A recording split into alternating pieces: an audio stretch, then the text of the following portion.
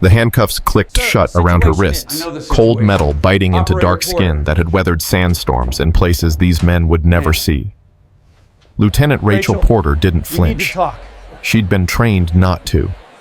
But as Captain Jake Morrison dangled her challenge coin like a trophy smirking for the cell phone cameras, something ancient and dangerous flickered behind her eyes, the kind of look that comes from pulling triggers in the dark and living with what follows. They thought they'd caught a fraud. Is this real? They had no idea they'd just humiliated one of the deadliest operators in American history. 44. Before we dive into Rachel's story, please hit that subscribe button and ring the notification bell. Stay with me until the very end. You won't believe where this goes. And drop a comment telling me what city you're watching from. I want to see how far Rachel's truth can travel. The Officers Club at Naval Base Coronado smelled like beer and regret. Rachel Porter sat in the corner booth, her back to the wall, always to the wall, nursing a glass of water she hadn't touched in 40 minutes. The Friday night crowd was loud, getting louder. SEALs and support personnel celebrating another graduation week. Tridents everywhere. Egos to match. She wasn't here for them, she was here for Danny. Danny Ortiz. Her swim buddy, her brother in everything but blood. Dead, 18 months now, and the memorial plaque they'd mounted by the bar still had his smile frozen in bronze. She came every few months, sat in the same spot, and remembered the man who'd taught her that courage wasn't the absence of fear, it was the decision to move forward anyway. Tonight felt different, though. Tonight someone was watching her. Captain Jake Morrison, tall, blonde, and drunk enough to think he was invincible, had been staring at her for 20 minutes. She'd clocked him the moment he walked in. Former SEAL, now riding a desk at Warcom.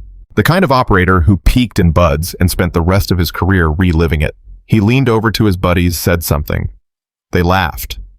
Rachel didn't look up. She'd learned a long time ago, don't engage. Don't give them the ammunition. But Morrison wasn't the type to let things go. He pushed away from the bar, beer in hand, and crossed the room. His footsteps were too loud, too confident. His friends followed, phones already out. "Hey," Morrison said, stopping at her table. "You lost or something?" Rachel looked up slowly, met his eyes, said nothing. "This is the O Club," Morrison continued, his words slurring slightly. "Officers only. You got credentials." She reached into her jacket slowly, deliberately, and pulled out her military ID. Set it on the table without a word. Morrison picked it up, squinted at it, then laughed. "Lieutenant, what are you, supply admin? Does it matter?" Rachel's voice was calm, flat. "Just wondering what you're doing here, sweetheart. This is a SEAL bar. It's an officers club. I'm an officer." "Yeah, but..." Morrison gestured around the room. "Look, I'm not trying to be a dick, but this space, it's for people who've actually been downrange. People who've earned it." Rachel's jaw tightened, but she didn't rise to the bait. That's when Morrison noticed the chain around her neck. Dog tags. His eyes narrowed. Wait. He leaned closer. "Are those..." "Step back, Captain." "Holy shit." Morrison straightened up, his voice getting louder. "Guys, get a load of this. She's got dog tags on." The room started to quiet down. Heads turned. "Where'd you get those?" Morrison demanded. "Let me see them." "No."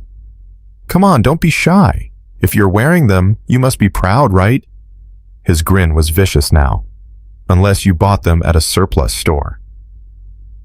Rachel's hand moved to the chain protective. That was her first mistake. Morrison saw it as weakness. "Oh, this is rich." He turned to his audience, playing it up. "We got a fake SEAL, boys, right here in our club." "I never said I was a SEAL," Rachel said quietly. "Then why are you wearing their tags? They're not..." "Bullshit." Morrison reached across the table and grabbed the chain. "Let's see what stolen valor looks like up close." Rachel's hand shot out, caught his wrist. The grip was iron, professional. For just a second, Morrison's drunk confidence wavered. But then his buddies were there, and the testosterone overrode his instincts. "Get your hands off me," he growled. Rachel released him, slowly. Morrison yanked the chain. It snapped. The tags and something else flew across the table and hit the floor with a metallic clink. Morrison bent down, picked them up, read the names stamped into the metal. His face went pale. These say, he stopped, looked at Rachel, looked back at the tags. These say Porter R. And wait, who the hell is Ortiz D? Someone who earned them, Rachel said quietly. You stealing dead people's tags now? Morrison's voice was rising. That's low even for a fake. I'm not a fake. Then what are you? Rachel didn't answer. Morrison held up the other object, a small circular challenge coin, blackened metal with strange engravings. And what's this? Some kind of souvenir. Put it down. Why you gonna claim you earned this too? He turned it over, squinting at the markings. What is this airsoft? The room was silent now, everyone watching. Rachel stood up slowly. Her movements were too controlled, too precise. Captain Morrison, she said, her voice low, you need to return that coin to me, right now. Or what? Or you're going to regret it. Morrison laughed, held the coin higher. Guys, she's threatening me, a lieutenant, threatening a captain. He looked back at her. You know what I think? I think you're exactly what you look like, some wannabe who watched too many movies and decided to play dress-up. I'm warning you. Where'd you serve, huh? What teams? What deployments? Morrison was getting angrier now, feeding off the crowd. You can't answer because you were never there. You never earned the right to wear those tags. You never earned the right to sit in this bar. Rachel's hands were shaking, not from fear, from rage. Devgrew, she said quietly. The room went silent. What? Morrison blinked. You asked what team? Devgrew, Naval Special Warfare Development Group. I was there for 6 years. Morrison stared at her. Then he burst out laughing. Oh, this is perfect. She's claiming she was at SEAL Team 6, a woman, a black woman. He looked around the room. Anybody believe this shit? Nobody answered, but nobody laughed either. Because the way Rachel was standing, the way she was breathing, something was wrong. Or very, very right. You want proof, Rachel said. Call Major General Stephen Hayes, Naval Special Warfare Command. He'll verify everything. Yeah, I'm sure he will. Morrison pocketed the coin. You know what, I'm done with this. You want to pretend fine, but not here. Not in my bar. He pulled out his phone, dialed a number. Rachel's eyes closed. Here it comes. Yeah, this is Captain Morrison at the O Club. I need MPs. We got someone here impersonating a SEAL. Yeah, Lieutenant Rachel Porter. He rattled off her service number from memory. He'd been staring at her ID long enough. Yeah, stolen valor. Bring cuffs. Rachel sat back down. Didn't run. Didn't argue. Just sat there, calm as glass on still water. That should have been Morrison's second clue. But he was too drunk, too angry, too convinced of his own righteousness. The MPs arrived in 6 minutes. 2 young petty officers barely out of training who looked confused about the whole situation. Captain Morrison, the taller one asked. Yeah, that's her. Morrison pointed at Rachel. She's been sitting here all night pretending she's one of us, wearing SEAL dog tags, claiming she served at Devgrew. The MP looked at Rachel. Ma'am, is that true? I served at Devgrew, yes. The MP blinked. You're a SEAL. I didn't say that. She's lying. Morrison cut in. Women can't be SEALs. Everyone knows that. Actually, the other MP said carefully, the program opened up in 2016. I don't care about politics, Morrison snapped. Look at her. Does she look like she's been through buds? Rachel didn't answer. The first MP sighed. Ma'am, I'm going to need you to come with us. Am I under arrest? We just need to sort this out. Rachel stood, extended her wrists. Cuffs aren't necessary, the MP started. They will be, Rachel said quietly. For your report. Captain Morrison is claiming stolen valor. That's a federal crime. You need to treat it as such. The MP hesitated, then nodded. Pulled out his cuffs. The click of metal on Rachel's wrists echoed through the silent club. Morrison was filming now, his phone up, grin wide. This is what happens to fakes. Rachel looked directly at him. You're going to regret this. I doubt it, sweetheart. As the MPs led her toward the door, Rachel glanced back at Danny's memorial plaque. I tried to stay out of it, brother. I really did. But Danny would have understood. He always did. The MP station was cramped and smelled like old coffee and disappointment. They put Rachel in a holding room, not a cell, just a windowless office with a table and 2 chairs. One of the MPs stayed with her while the other went to call the watch commander. Look, the young petty officer said, shifting uncomfortably. I don't know what's going on, but don't apologize, Rachel said. You're doing your job. Yeah, but... He looked at her, really looked. You seem too calm for someone who's about to get charged with a federal crime. Rachel smiled slightly. That's because I'm not going to be charged. How can you be so sure? Because I didn't commit a crime. The door opened. The watch commander entered a grizzled master chief who'd seen everything twice. He looked at Rachel, then at the MP. This her? Yes, Master Chief. Uncuff her. But now, petty officer. The MP fumbled with the keys, released Rachel's wrists. The Master Chief sat down across from her, pulled out a notepad. Lieutenant Porter, let's start from the beginning. Captain Morrison claims you're impersonating a Navy SEAL. True or false? False. But you told him you served at DevGru. I did. The Master Chief's eyebrows rose. Explain. I served with Naval Special Warfare Development Group from 2009 to 2015. 6 years. Multiple deployments. As what an analyst support personnel, as an operator. The room went silent. The Master Chief leaned back. Ma'am, with all due respect, women weren't allowed in SEAL teams until...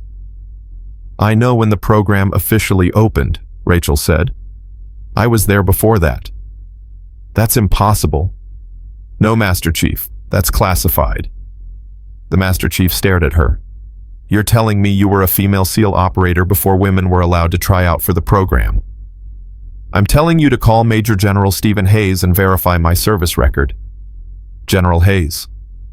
Yes. You want me to wake up a 2-star general at... He glanced at his watch. 2,200 hours on a Friday night because you claim you're some kind of secret SEAL. I don't claim anything. But if you're going to charge me with stolen valor, you need to do your due diligence. The Master Chief rubbed his face.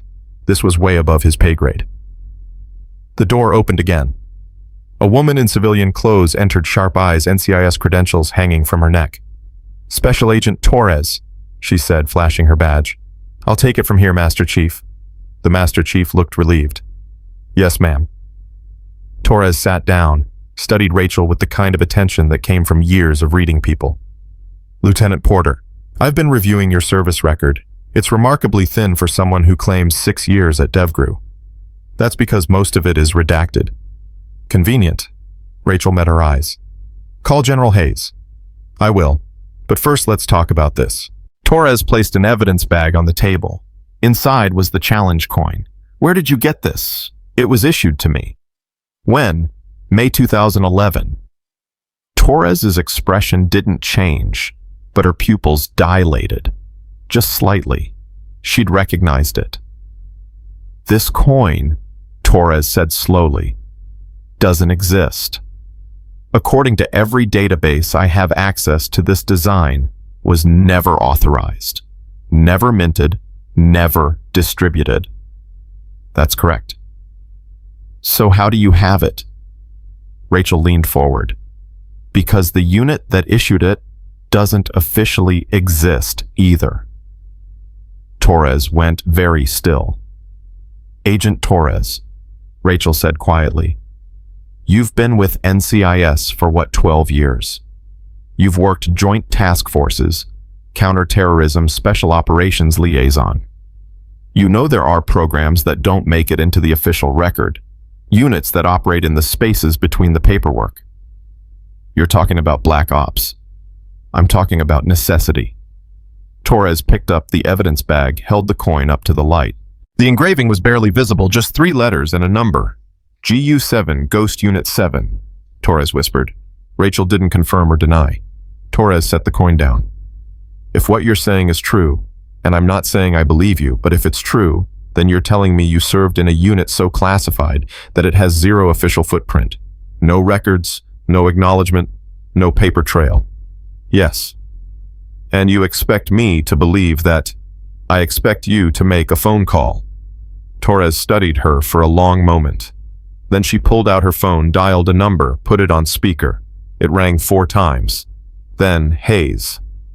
The voice was rough, tired, irritated at being called this late. General Hayes, this is Special Agent Maria Torres, NCIS. I apologize for the late hour, but I need to verify someone's service record. At 2200 on a Friday. This better be important, Agent. Sir, I have a Lieutenant Rachel Porter here at Naval Base Coronado. She's been detained on suspicion of stolen valor. She claims she served at DevGru from 2009 to 2015 and has instructed me to verify with you directly. Silence. Long, heavy silence. Say that name again. Hayes said, his voice different now. Careful. Rachel Porter, lieutenant currently assigned to... Where is she right now? In a holding room at the MP station. Is she in handcuffs? Torres glanced at Rachel. No, sir. Has anyone put their hands on her, restrained her, humiliated her in any way? Torres's eyes narrowed. Sir, she was handcuffed during the initial detention. Who ordered that? Torres jumped. The Master Chief in the corner went pale. Captain Jake Morrison, sir. He made the complaint. Hayes's breathing was audible over the phone. Slow, controlled, the kind of breathing that came before a storm. Agent Torres. Hayes said, each word measured. I want you to listen very carefully. Lieutenant Rachel Porter is not to be charged with anything. She is not to be detained. She is not to be questioned further without my explicit authorization. Do you understand? Sir, with respect, if she committed, she didn't. How can you be sure? Because Petty Officer First Class Rachel Porter, that's her actual rank, by the way, not lieutenant, served in one of the most classified programs in naval special warfare history. She has more combat time than most operators will see in their entire careers. And if someone humiliated her in front of an entire officers club based on assumptions about what she could or couldn't have done, then we have a much bigger problem than stolen valor. Torres's face had gone pale. Sir, are you confirming? I'm confirming that you are to release her immediately, apologize for the inconvenience, and tell Captain Morrison that I will be arriving at Coronado within the hour to have a conversation with him about respect and assumptions. Yes, sir. And Agent Torres. Sir, if anyone, and I mean anyone, asks Lieutenant Porter about her service, you tell them that her record is classified at my level and they are not cleared for that conversation. Are we clear? Crystal, sir. Hayes hung up. The room was silent. Torres looked at Rachel, her expression unreadable. You could have led with that. Would you have believed me? Fair point. Torres stood, handed Rachel the evidence bag with the coin. You're free to go. I apologize for the detention. It's not your fault. Maybe not, but it shouldn't have happened. Torres hesitated. That unit you mentioned. Ghost Unit 7. I've heard rumors. Whispers. Nothing concrete. Rachel pocketed the coin. That's how it's supposed to be. Were you really at... Torres stopped herself. Never mind, I don't have the clearance. Rachel stood. Thank you for making the call, Agent. Wait. Torres held up a hand. General Hayes is coming here. Tonight. You should probably stay. Why? Because I have a feeling the next hour is going to be very interesting for Captain Morrison. Rachel smiled slightly.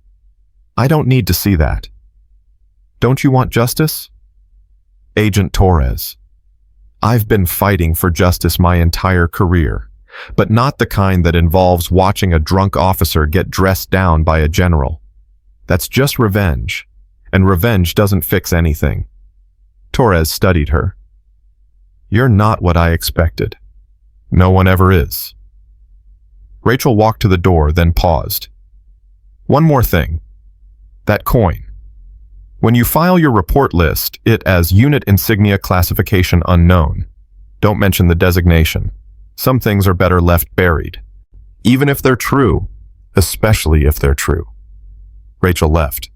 Behind her, Torres stared at the closed door, then at the phone in her hand, then at the Master Chief who'd witnessed the whole thing. "Did that just happen?" the Master Chief asked. Torres nodded slowly. "I think we just arrested a ghost." Rachel walked across the parking lot, the night air cool on her face. Her hands were shaking now, not from fear, from adrenaline crash. She'd kept it together in there, stayed calm, professional, but inside she was screaming. Because this was supposed to be over. She'd done her time, paid her dues, walked away from the life.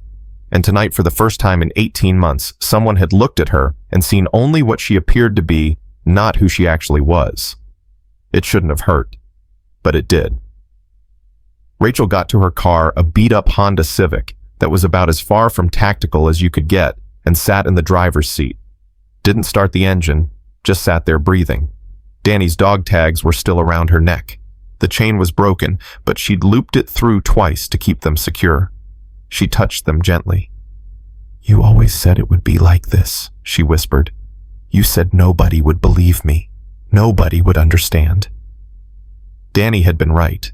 He usually was. Her phone buzzed. Unknown number. She considered ignoring it, then answered. "Porter. Operator Porter." The voice was familiar. "Hayes. Are you still at Coronado?" "In the parking lot." "Stay there. I'm 10 minutes out."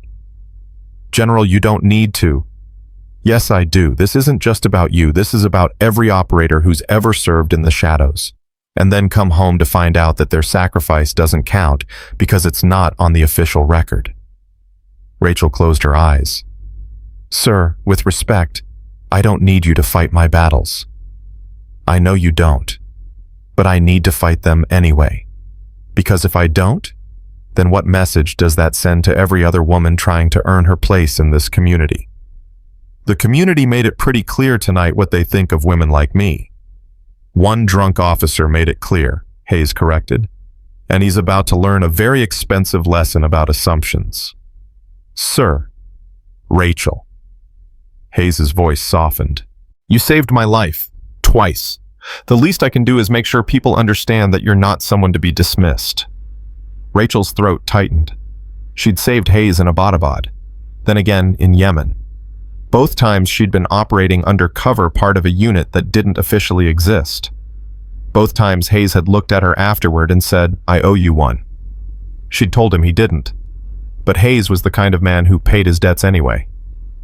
"I'll be there in 8 minutes, Hayes said. "Don't leave."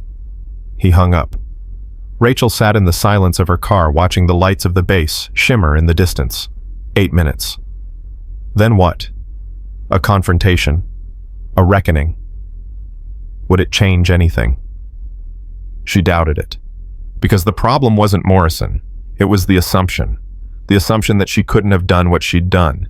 That she hadn't earned what she'd earned.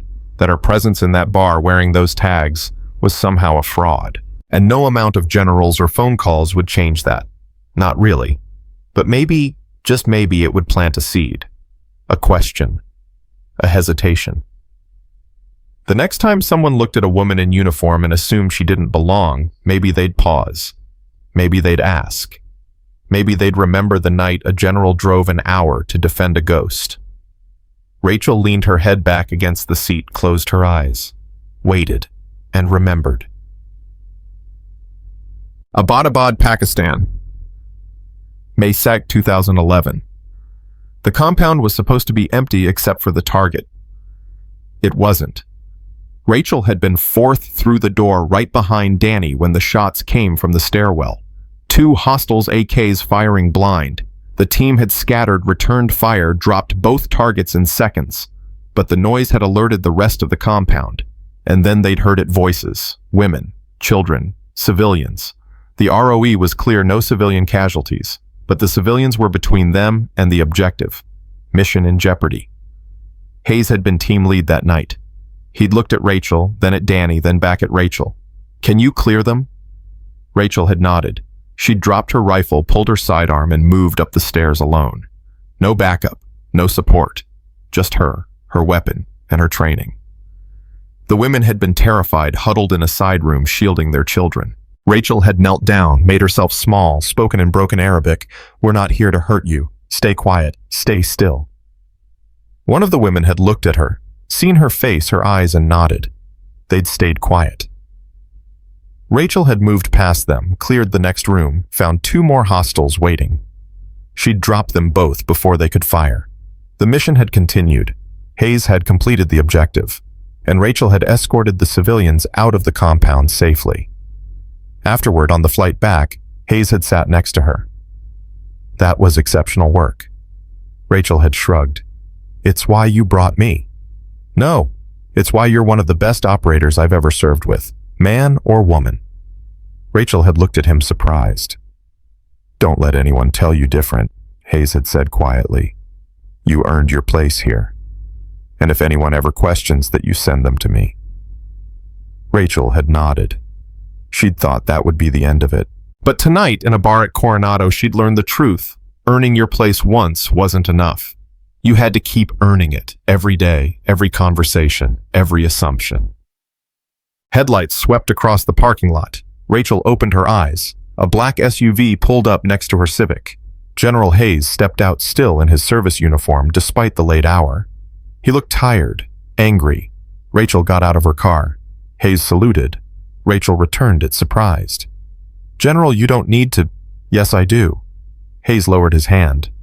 "Because that drunk officer in there didn't. And if I don't show you the respect you deserve, then what message does that send?" Rachel swallowed hard. "Walk with me," Hayes said. They crossed the parking lot in silence, heading toward the MP station. "I want you to know," Hayes said quietly, "that Morrison is done. I'm pulling strings to have him reassigned. Probably a desk job in Alaska." "That's not necessary, sir." "Yes, it is. Because if I don't make an example, then every other operator is going to think it's okay to treat women like you the way Morrison did tonight. General, with respect, you can't punish every person who doesn't believe me." "No, but I can punish the ones stupid enough to arrest you." Rachel almost smiled. They reached the station. Hayes opened the door, held it for her. Inside, Morrison was sitting in one of the holding rooms, no longer drunk, very much awake, and very pale. Agent Torres was standing outside, arms crossed. "Agent," Hayes said. "General." Torres nodded. "I've kept Captain Morrison here as requested." "Good. I want Porter present for this conversation." Rachel blinked. "Sir, I don't think—" "I do." Hayes looked at her. "You deserve to hear this." He opened the door to the holding room. Morrison looked up, saw Hayes, and shot to his feet. "General Hayes, sir, I—" "Sit down, Captain." Morrison sat. Hayes entered Rachel behind him. Morrison's eyes flicked to Rachel, then away. Guilt written all over his face. "Captain Morrison," Hayes began, his voice cold. "Do you know why I'm here?" "Sir, if this is about the incident earlier—" "It's not an incident, it's a disgrace." Morrison flinched. "You arrested a decorated operator," Hayes continued. "You humiliated her in front of her peers. You stole her property. You accused her of a federal crime. And you did all of this based on one assumption, that she couldn't possibly be who she said she was." "Sir, I'm not finished." Hayes stepped closer. "Petty Officer Porter served in Ghost Unit 7. She participated in operations you'll never be cleared to know about. She saved lives, including mine, on multiple occasions. And tonight you treated her like a criminal." Morrison's face was white.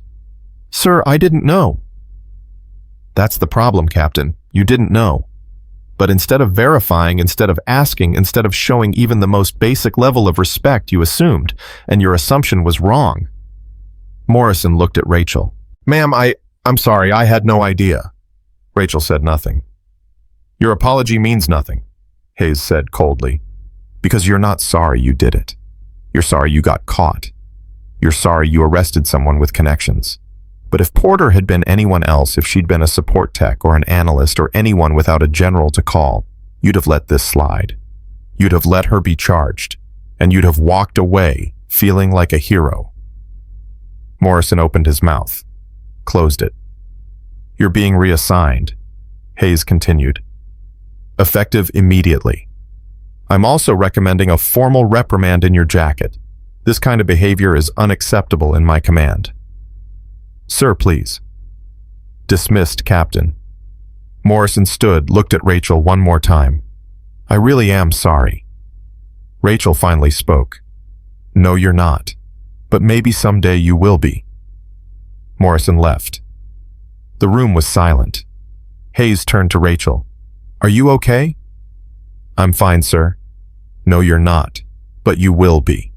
He placed a hand on her shoulder. I meant what I said earlier. You earned your place. Don't let anyone take that from you. Rachel nodded, not trusting herself to speak. Hayes left. Rachel stood alone in the holding room, the fluorescent lights buzzing overhead, and for the first time that night she let herself feel it. The anger, the hurt, the exhaustion, all of it. Then she took a breath, straightened her shoulders, and walked out, because that's what operators did. They carried the weight, and they kept moving forward. Outside, the night was quiet. Rachel walked back to her car, got in, started the engine. Her phone buzzed again. This time it was a text from an unknown number. Saw what happened tonight. Proud of you. Stay strong. Ghost 3. Rachel stared at the message. Ghost 3. Marcus Chen. Another member of the unit. She hadn't heard from him in over a year, but he'd been watching. They all had been. Because that was the thing about ghosts, they never really disappeared. They just faded into the background, waiting. Rachel typed a response. Thanks, miss you guys. The reply came instantly. We miss you too, but you're doing good work out there. Keep fighting. Rachel smiled slightly, put the phone down, and drove home.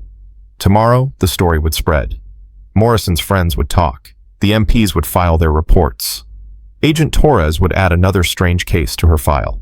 And somewhere in an office far away, a general would make a phone call to ensure that Rachel Porter's name was never questioned again. But tonight, Rachel just wanted to sleep. To forget. To pretend just for a few hours that she was normal. That she hadn't spent 6 years living in the shadows. That she hadn't killed men, saved lives, and walked away from it all, with nothing but a broken chain and a coin that wasn't supposed to exist. But as she pulled into her driveway, as she walked up to her empty apartment, as she hung Danny's dog tags on the hook by the door, she knew the truth. Normal was never coming back. And maybe that was okay. Because somewhere out there, there were women who needed to know it was possible, that they could serve, that they could fight, that they could earn their place even when the world said they couldn't. And Rachel Porter, she was going to make damn sure they knew. One story at a time. Even if it meant being arrested for being exactly who she was. Even if it meant fighting the same battle over and over until people finally understood. She was ready. She'd always been ready. Because ghosts don't quit. They just find new missions. And Rachel's next mission was just beginning. Rachel woke at 0500 same as always and reached for her phone before her eyes were fully open. 47 missed calls, 63 text messages, and 1 email marked urgent from the base commander.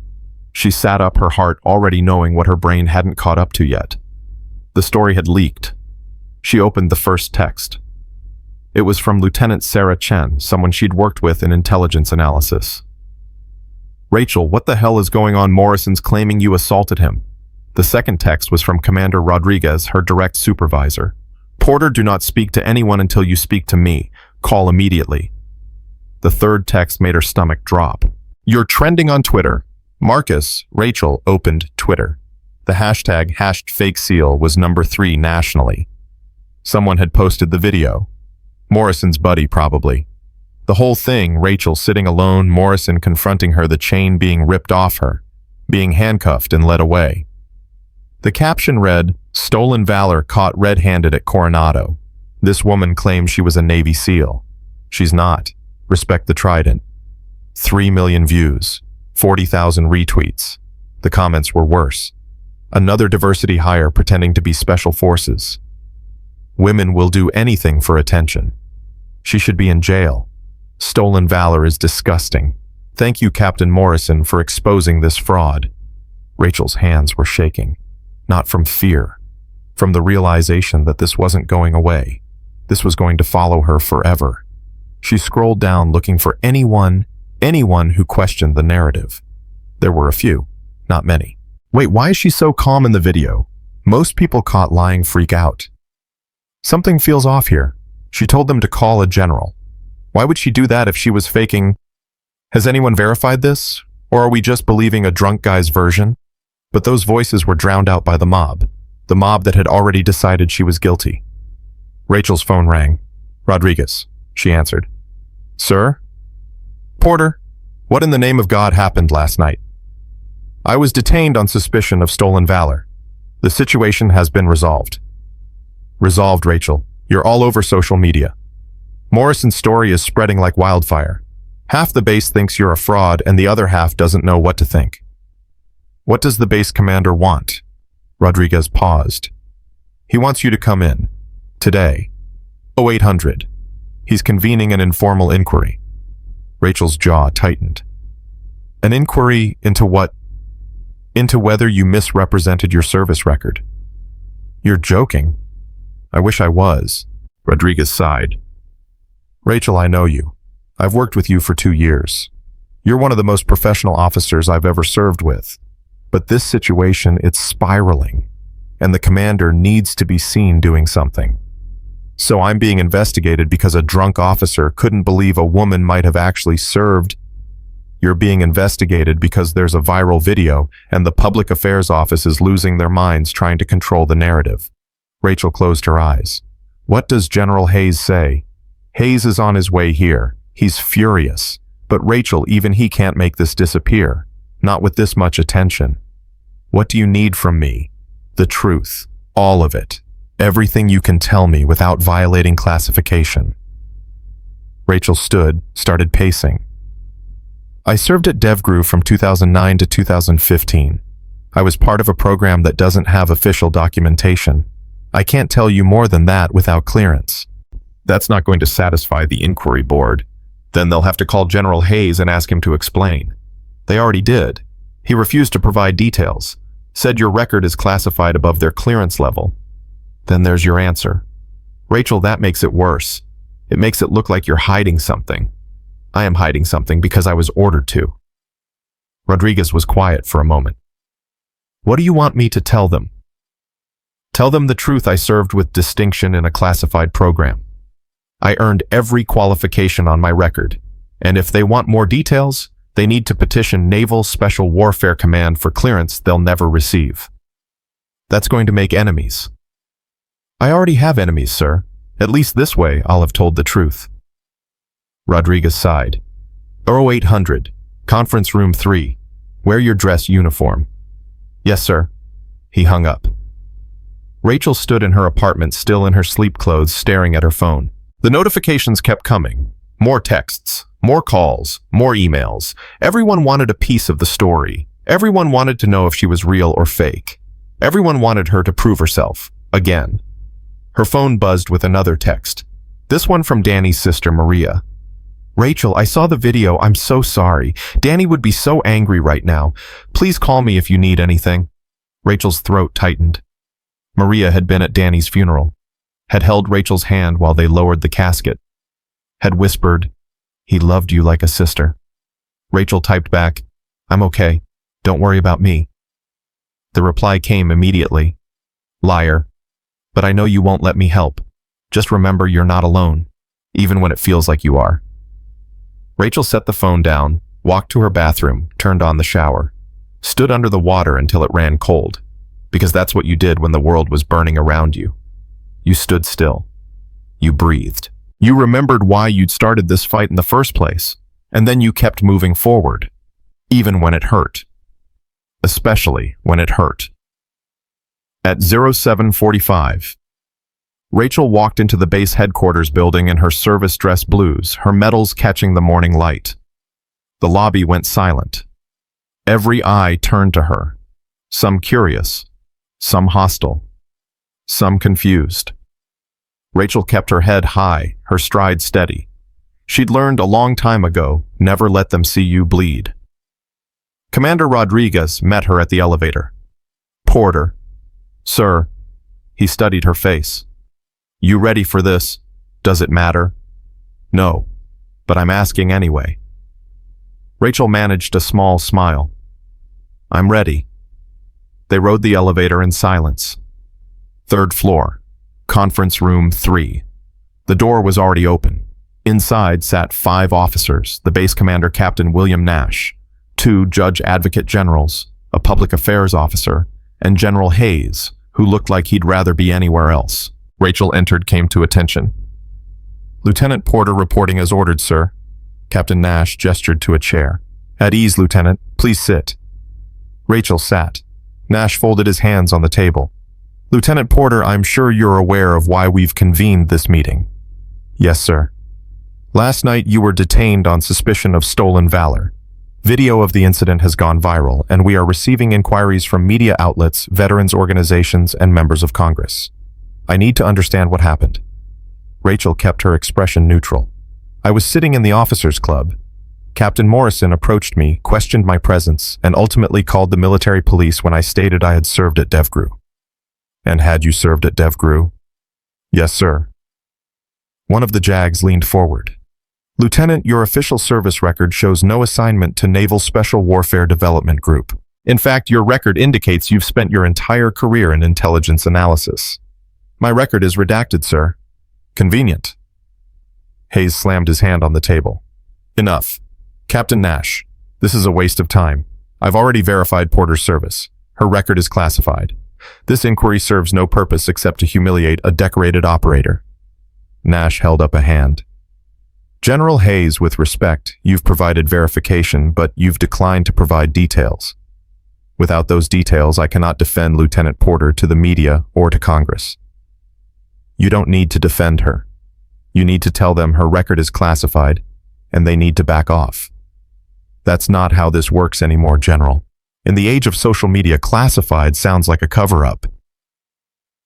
Then maybe, Rachel said quietly, you should stop caring what social media thinks. The room went silent. Nash looked at her. Excuse me. Sir, with respect, this inquiry isn't about finding the truth. It's about managing optics. You want me to provide details I'm not authorized to share so you can craft a narrative that satisfies people who've already decided I'm guilty. Rachel leaned forward. But I can't do that. Because the work I did, the operations I participated in, they're still classified. And no amount of Twitter outrage changes that. The public affairs officer spoke up. Lieutenant, you have to understand our position. We have a responsibility to the public. No, Rachel interrupted. You have a responsibility to the mission, and the mission requires operational security, even when it's inconvenient. One of the JAGs cleared his throat. Lieutenant Porter, if you can't provide verifiable evidence of your service, then we have no choice but to recommend further investigation. Hayes stood abruptly. Recommend whatever you want, but you're not charging her, because if you do, I'll declassify enough of her record to embarrass every person in this room. Nash's eyes widened. General, you can't try me. The tension in the room was suffocating. Finally, Nash sighed. This meeting is adjourned. Lieutenant Porter, you're restricted to base until we determine our next steps. Restricted on what grounds? Pending investigation. Rachel stood slowly. Sir, you're restricting my movement because I refuse to violate classification protocols. I'm restricting your movement because this situation is a powder keg and I need time to figure out how to defuse it. Rachel looked at Hayes. He gave her a slight nod. Let it go. For now. She came to attention. Aye, sir. Nash dismissed her.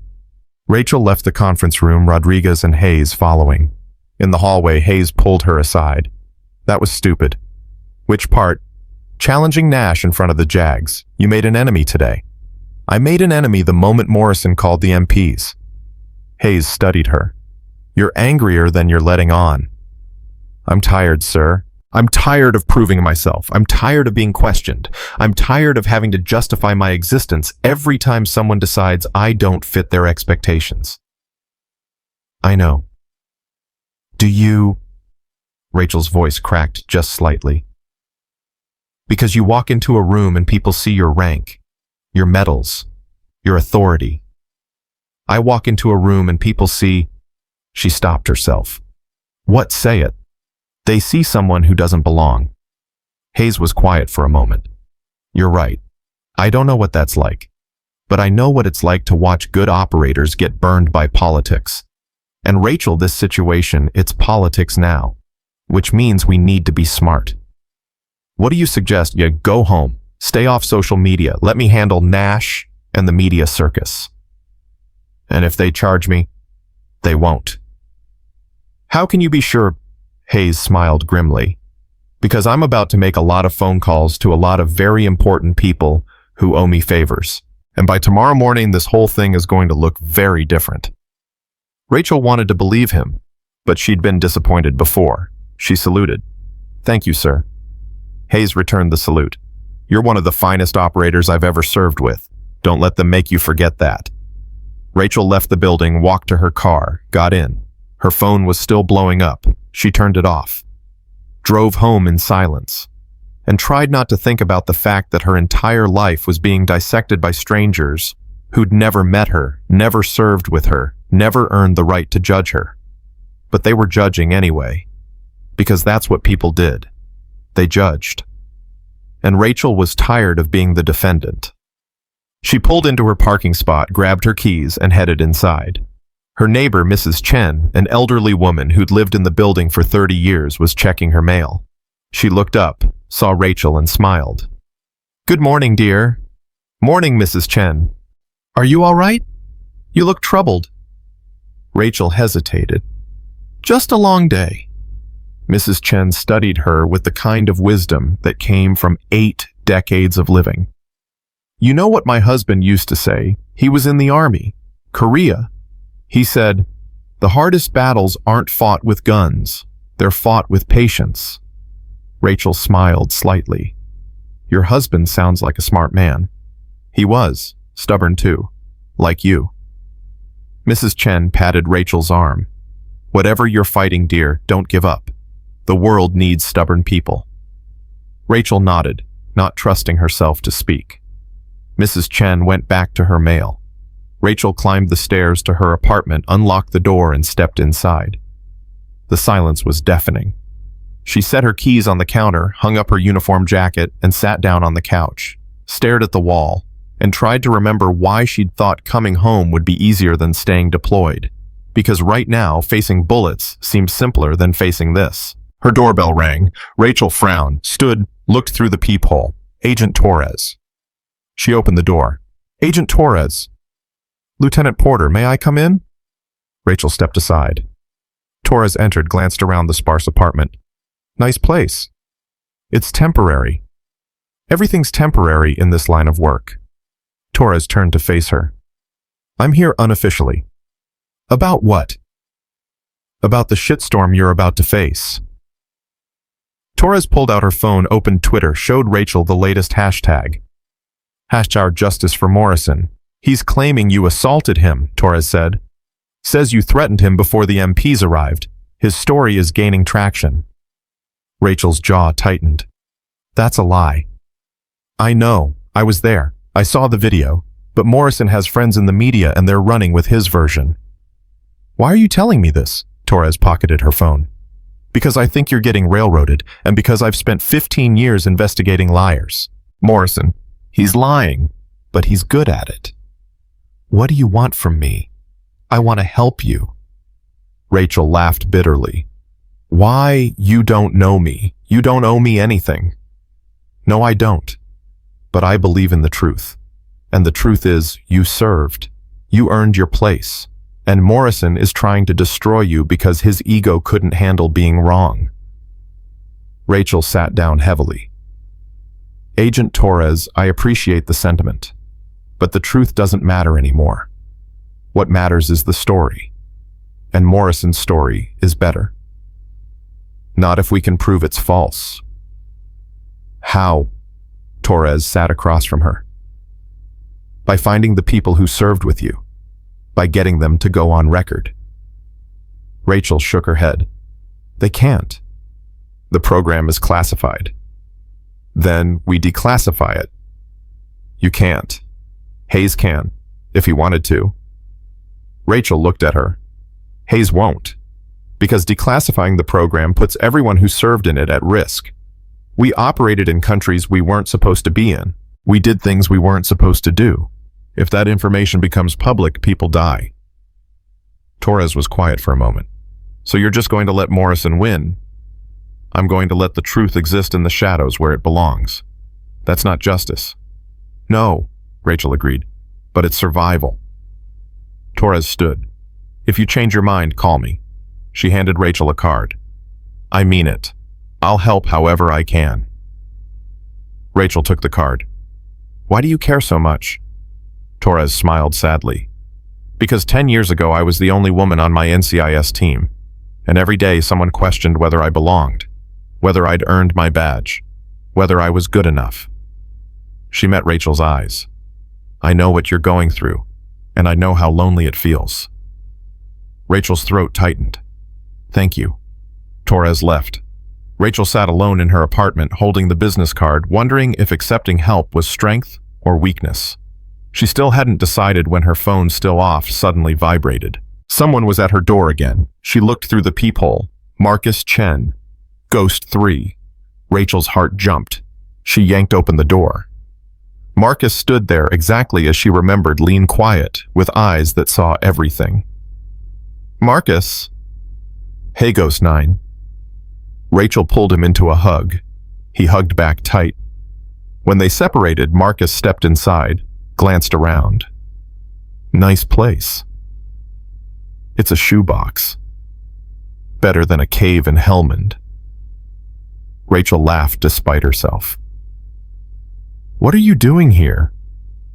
Saw the news, figured you could use backup. You came all the way from Virginia. Drove through the night. Marcus sat down on her couch, gestured for her to sit. Talk to me. What's going on? Rachel filled him in. Everything. Morrison, the arrest, the inquiry, the media circus. Marcus listened without interrupting. When she finished, he was quiet for a long moment. Then he said, This is bad. I know. No, I mean this is worse than bad. Morrison's got connections. He's leveraging them. And if this keeps escalating, it's going to force command to make a choice, protect you or protect the program. They'll protect the program. Exactly. Marcus leaned forward. Which means you're on your own. Rachel nodded. She'd known that already. Unless, Marcus said slowly, we go public first. Rachel's head snapped up. What? Yeah. We go public. We tell the story. On our terms. Marcus, we can't. The program ended 4 years ago. Most of the operations are old enough to be declassified. And if Hayes pushes for it, we could get clearance to discuss our service without compromising active missions. Rachel shook her head. That's a huge risk. Living in the shadows is a bigger risk, because right now you're the villain in Morrison's story. But if we tell the truth, if we show people what Ghost Unit actually did, then Morrison becomes the guy who arrested a hero. Or we all get burned. Maybe.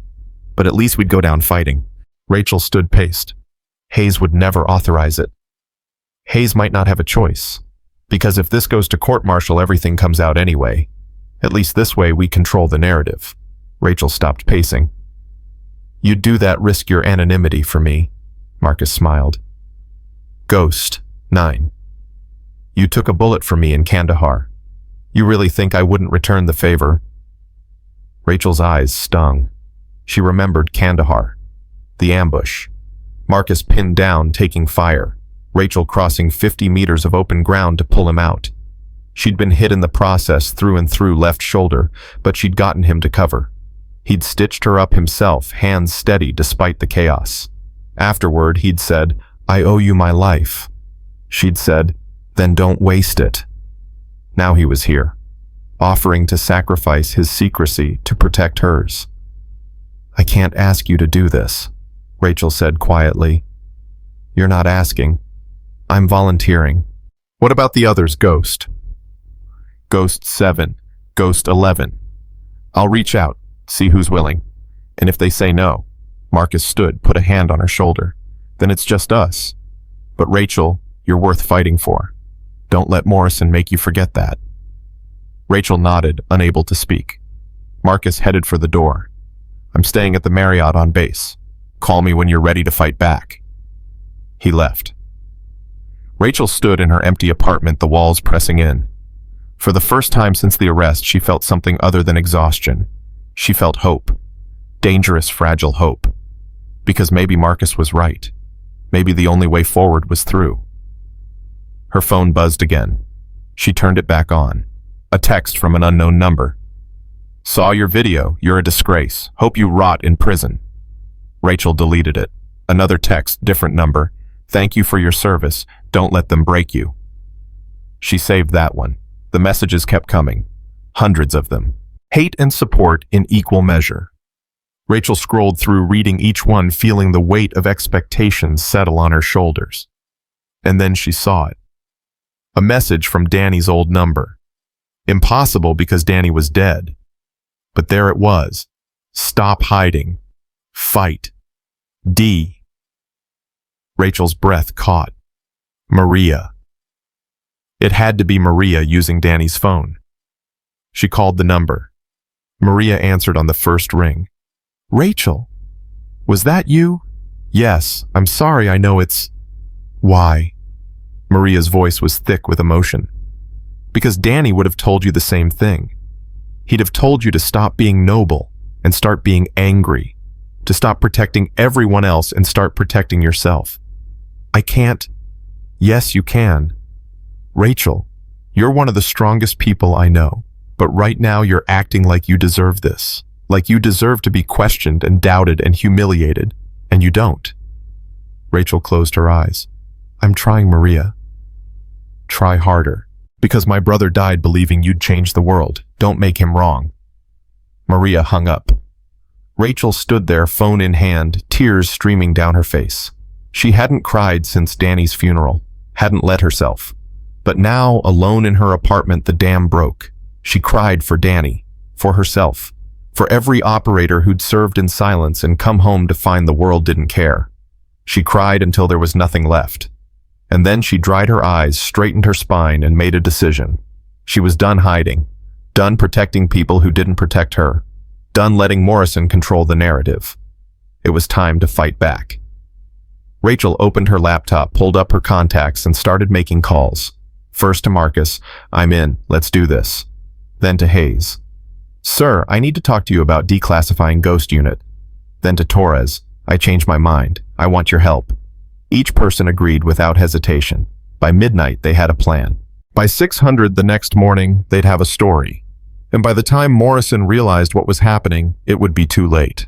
Because Rachel Porter wasn't just an operator. She was a weapon. And she'd just been aimed at the truth. The conference call started at 06:30. Rachel sat at her kitchen table laptop, open Marcus beside her.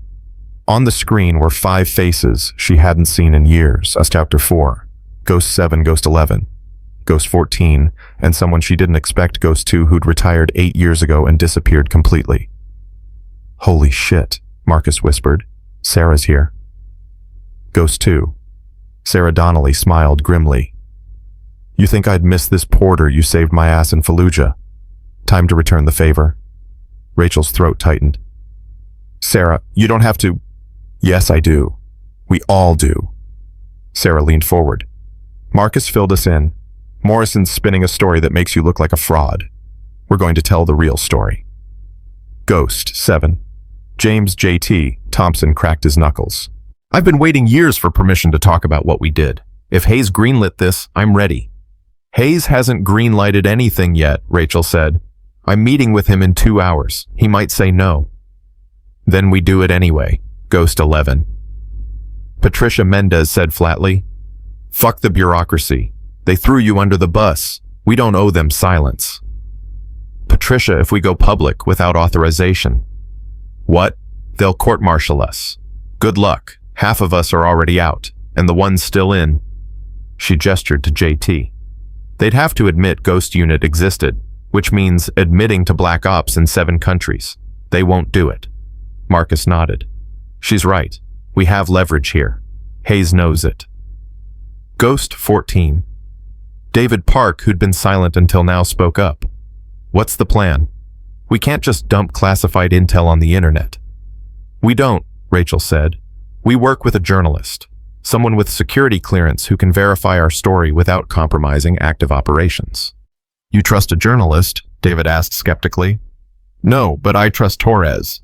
And she says she knows someone at the Washington Post who's covered Black Ops before. Guy named Matthews, former Marine. He'll understand operational security. Sarah raised an eyebrow. And Hayes is going to let us talk to the press. Hayes is going to understand he doesn't have a choice, because if he doesn't help us control this story, it's going to explode on its own terms. JT grinned. I love it when Porter gets tactical. I'm serious, Rachel said. This is our one shot. If we do this wrong, we burn ourselves and everyone who ever served in Ghost Unit. But if we do it right, we change the narrative. Morrison becomes the villain. And maybe, just maybe, we open the door for every other operator who's been told they don't belong. The screen was silent. Then Ghost 4. Eric Valdez, who'd barely spoken, cleared his throat. I'm in. But Porter, you need to understand something. The minute we do this, we're targets. Every terrorist organization we ever hit will know our faces. Every country we operated in will want answers. Our families become vulnerable. I know. And you're willing to accept that risk. Rachel thought about Mrs. Chen in the hallway, about Maria using Danny's phone, about every woman who'd watched this story unfold and wonder if she could do what Rachel had done. Yes, she said. I'm willing. Eric nodded slowly. Then so am I. One by one, they all agreed. Rachel ended the call, closed her laptop, and looked at Marcus. No going back now, he said. No, there isn't. At 08:30, Rachel walked into General Hayes' office.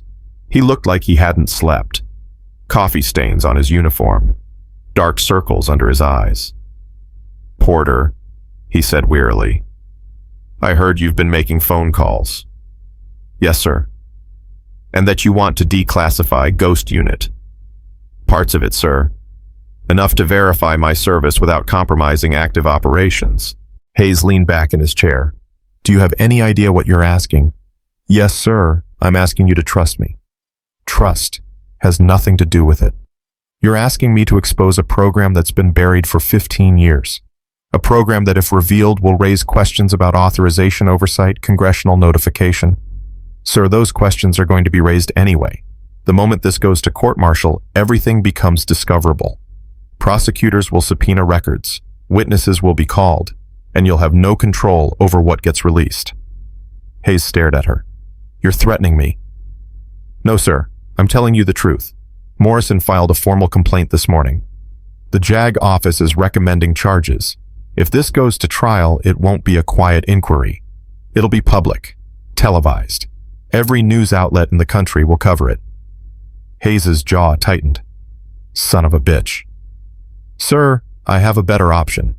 We go public first.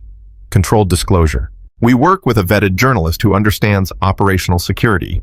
We tell the story of Ghost Unit, not the classified missions, but the fact that it existed, that women served, that we earned our place. And Morrison gets exposed for what he is, a bitter officer who couldn't handle being wrong. Hayes walked to the window. If I authorize this, I'm ending my career. You know that, right? Rachel's heart sank. Sir, the Joint Chiefs will crucify me. SecDef will demand my resignation. Every flag officer who ever buried a black op will see me as a liability. Then don't authorize it. I'll do it anyway. Hayes turned surprised. You'd disobey a direct order. I'd accept the consequences of telling the truth. Hayes studied her for a long moment. Then he smiled, tired, sad, resigned. Danny was right about you. Rachel blinked. Sir. Ortiz, your swim buddy. He came to me after Abbottabad, said you were the best operator he'd ever worked with, said you'd change the community if we let you. Hayes sat back down. I didn't believe him. I thought he was being sentimental, but he wasn't. You're everything he said you were. Rachel's eyes stung. Danny believed in a lot of things that didn't come true. Maybe, but he believed in you, and that's enough for me. Hayes pulled out his phone, dialed a number. This is Hayes. I need a secure line to SecDef. Yes, I'll hold. Rachel's heart raced.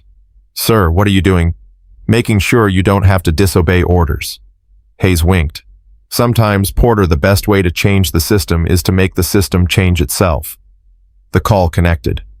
Hayes put it on speaker. Hayes, this better be important. The voice was gravelly impatient. Secretary of Defense Gerald Thompson. Sir, it is. I need authorization to partially declassify a special access program. Ghost Unit 7. Silence. Then, are you out of your goddamn mind? No, sir, but I am out of options. Hayes laid out the situation. Morrison's arrest, the viral video, the pending court-martial, the media firestorm. Thompson listened without interrupting. When Hayes finished, Thompson was quiet for a long moment. Then he said, "Let me make sure I understand. You want to declassify a black ops program, one that operated without congressional oversight in 7 countries, to defend one operator. To defend the truth, sir. The truth is classified general. Not anymore, it isn't. Because if this goes to trial, everything comes out, and we lose control of the narrative. So your solution is to give up control voluntarily. My solution is to release enough information to verify Porter's service without compromising active missions. We confirm Ghost Unit existed. We confirm women served. We don't discuss specific operations or targets." Thompson was silent again. Rachel held her breath. Finally, who else knows about this plan? Hayes glanced at Rachel. Porter, a few former Ghost Unit operators, and an NCIS agent named Torres who's been cooperative. A few operators, how many? 6, sir? Jesus Christ, Hayes, you've already lost containment. Sir, these are people who've bled for this country. They deserve the chance to defend one of their own. What they deserve is irrelevant. What matters is national security. Rachel couldn't stay silent anymore. Sir, with respect, I am national security. Thompson paused. Who's that? Hayes nodded at Rachel. Petty Officer First Class Rachel Porter, sir. Ghost Unit 9. Porter, you're the one at the center of this shitstorm? Yes, sir. And you think going public is the right move? I think staying silent is the wrong move. Sir, every day this story spreads, Morrison's version becomes the accepted truth. And every woman who's ever served or wants to serve sees that truth and learns the same lesson: don't stand out. Don't speak up. Don't challenge the narrative. That's not our problem, Petty Officer. With respect, sir, it is, because the military is hemorrhaging female talent. We're losing qualified women who look at cases like mine and decide it's not worth the fight. And if we don't change that, we'll lose an entire generation of operators who could make this community better. Thompson was quiet. Then he sighed. Hayes, you there? Yes, sir. This journalist you mentioned, Matthews. I know him. He's trustworthy. But he's also aggressive. If you give him this story, he's going to dig. He's going to ask questions you can't answer. I know, sir. And when he does, you're going to stonewall him. You're going to give him just enough to verify Porter's service and nothing more. No operational details, no target lists, no discussion of authorization. Understood, sir. And Porter, Rachel straightened. Sir, if you do this, there's no going back. Your face will be public. Your name will be everywhere. You'll never operate in the shadows again. I understand, sir. Do you? Because once you're famous, you're useless. You can't run missions. You can't go undercover. Your career as an operator is over. Rachel swallowed hard. She hadn't fully considered that. But then she thought about the women who'd come after her. The ones who'd face the same doubts, the same challenges, the same assumptions. I understand, sir, and I accept those consequences. Thompson was silent for what felt like forever. Then, fine. You have limited authorization. Ghost Unit's existence can be confirmed. Service records can be verified. But nothing else. No missions, no targets, no politics. You tell the world women served in special operations before it was official, and you let that be enough. Yes, sir. Thank you, sir. Don't thank me, Porter. You just ended your operational career to make a point. That's not something to celebrate. The line went dead. Hayes set down the phone, looked at Rachel. "You sure about this?" Rachel nodded. "I've never been more sure of anything." "Then let's go to war." By 1400, Rachel was sitting in a coffee shop 2 miles from base waiting. Marcus sat at a nearby table pretending to read a newspaper. Torres was outside in her car monitoring the situation. The door opened. A man entered, mid-40s, graying hair, tired eyes. He wore jeans and a faded Marine Corps t-shirt. He scanned the room, spotted Rachel, and walked over. "Rachel Porter, Mr. Matthews." "Call me Dave." He sat down, pulled out a notebook. "General Hayes says you have a hell of a story." "I do." "And that you're willing to go on the record." "Yes." Dave studied her. "You know what's going to happen when this publishes, right? Your life gets dissected. Every mistake you ever made becomes public. Every person you ever pissed off gets interviewed." "I know." "And you're okay with that?" Rachel thought about Morrison's smug face, about the handcuffs, about the hashtag trending worldwide. "I'm okay with the truth," she said. Dave smiled. "Good, because the truth is what I'm after." He clicked his pen. "Let's start at the beginning. When did you first join the Navy?" Rachel took a breath and began. She told him about boot camp, about being the only woman in her class who'd scored high enough on the fitness test to be flagged for special operations consideration, about the recruiter who'd laughed and said, "Women don't do that kind of work." She told him about the secret assessment, the one that happened off books in a facility that didn't officially exist, about the instructors who'd pushed her harder than anyone else, waiting for her to quit. She told him about Ghost Unit, about being recruited in 2009 when the program was still experimental, about the missions that couldn't be discussed but had saved American lives. She told him about Danny, about losing him in a firefight that officially never happened. And she told him about Morrison, about the arrest, about being called a fraud by people who'd never bled for anything. Dave took notes the entire time, occasionally asking clarifying questions, but mostly just listening. When Rachel finished, it was dark outside. Dave set down his pen. "That's one hell of a story. It's the truth. I believe you, but belief isn't enough. I need verification. General Hayes will confirm my service. So will the operators I served with. That's a start. But I also need documentation, service records, training certificates, anything that proves you were where you say you were." Rachel pulled out a folder. Inside were copies of her redacted service record, her training certificates, and one photograph taken in 2011, showing her and Danny in full gear, faces obscured, but her ID visible. Dave studied the photo. "This is from Abbottabad. I can't confirm that. But it was taken in May 2011. "Yes," Dave smiled. "Good enough." He packed up his notebook. "I'll have the story ready in 48 hours. It'll run on the front page. National coverage. Are you ready for that?" "No, but I'm doing it anyway." Dave extended his hand. "For what it's worth. Thank you. This is the kind of story that changes things." Rachel shook his hand. "I hope you're right." Dave left. Marcus came over. "How'd it go?" "He believed me." "Good. Now comes the hard part." "What's that?" "Waiting." The next 48 hours were the longest of Rachel's life. She stayed in her apartment phone off, avoiding social media. Marcus kept her updated. Morrison was doing interviews, doubling down on his story. The hashtag fake seal had reached 10 million mentions. Veterans groups were divided. Some supported her, most didn't. Hayes called once. "Story's locked. Matthews is running final verification. It goes live tomorrow morning at 0600. And then we see if the truth actually matters." That night, Rachel couldn't sleep. She lay in bed, staring at the ceiling, thinking about Danny, about the missions they'd run together, the laughs they'd shared, the promises they'd made to each other to always have each other's backs no matter what. She'd kept that promise, even when Danny wasn't here to see it.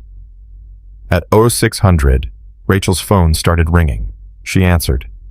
"Marcus, turn on the news, right now." Rachel grabbed her remote, turned on CNN. The headline made her breath catch. "Exclusive former Navy SEAL reveals secret program that deployed women in combat before official policy change." And there was her face, her name, her story.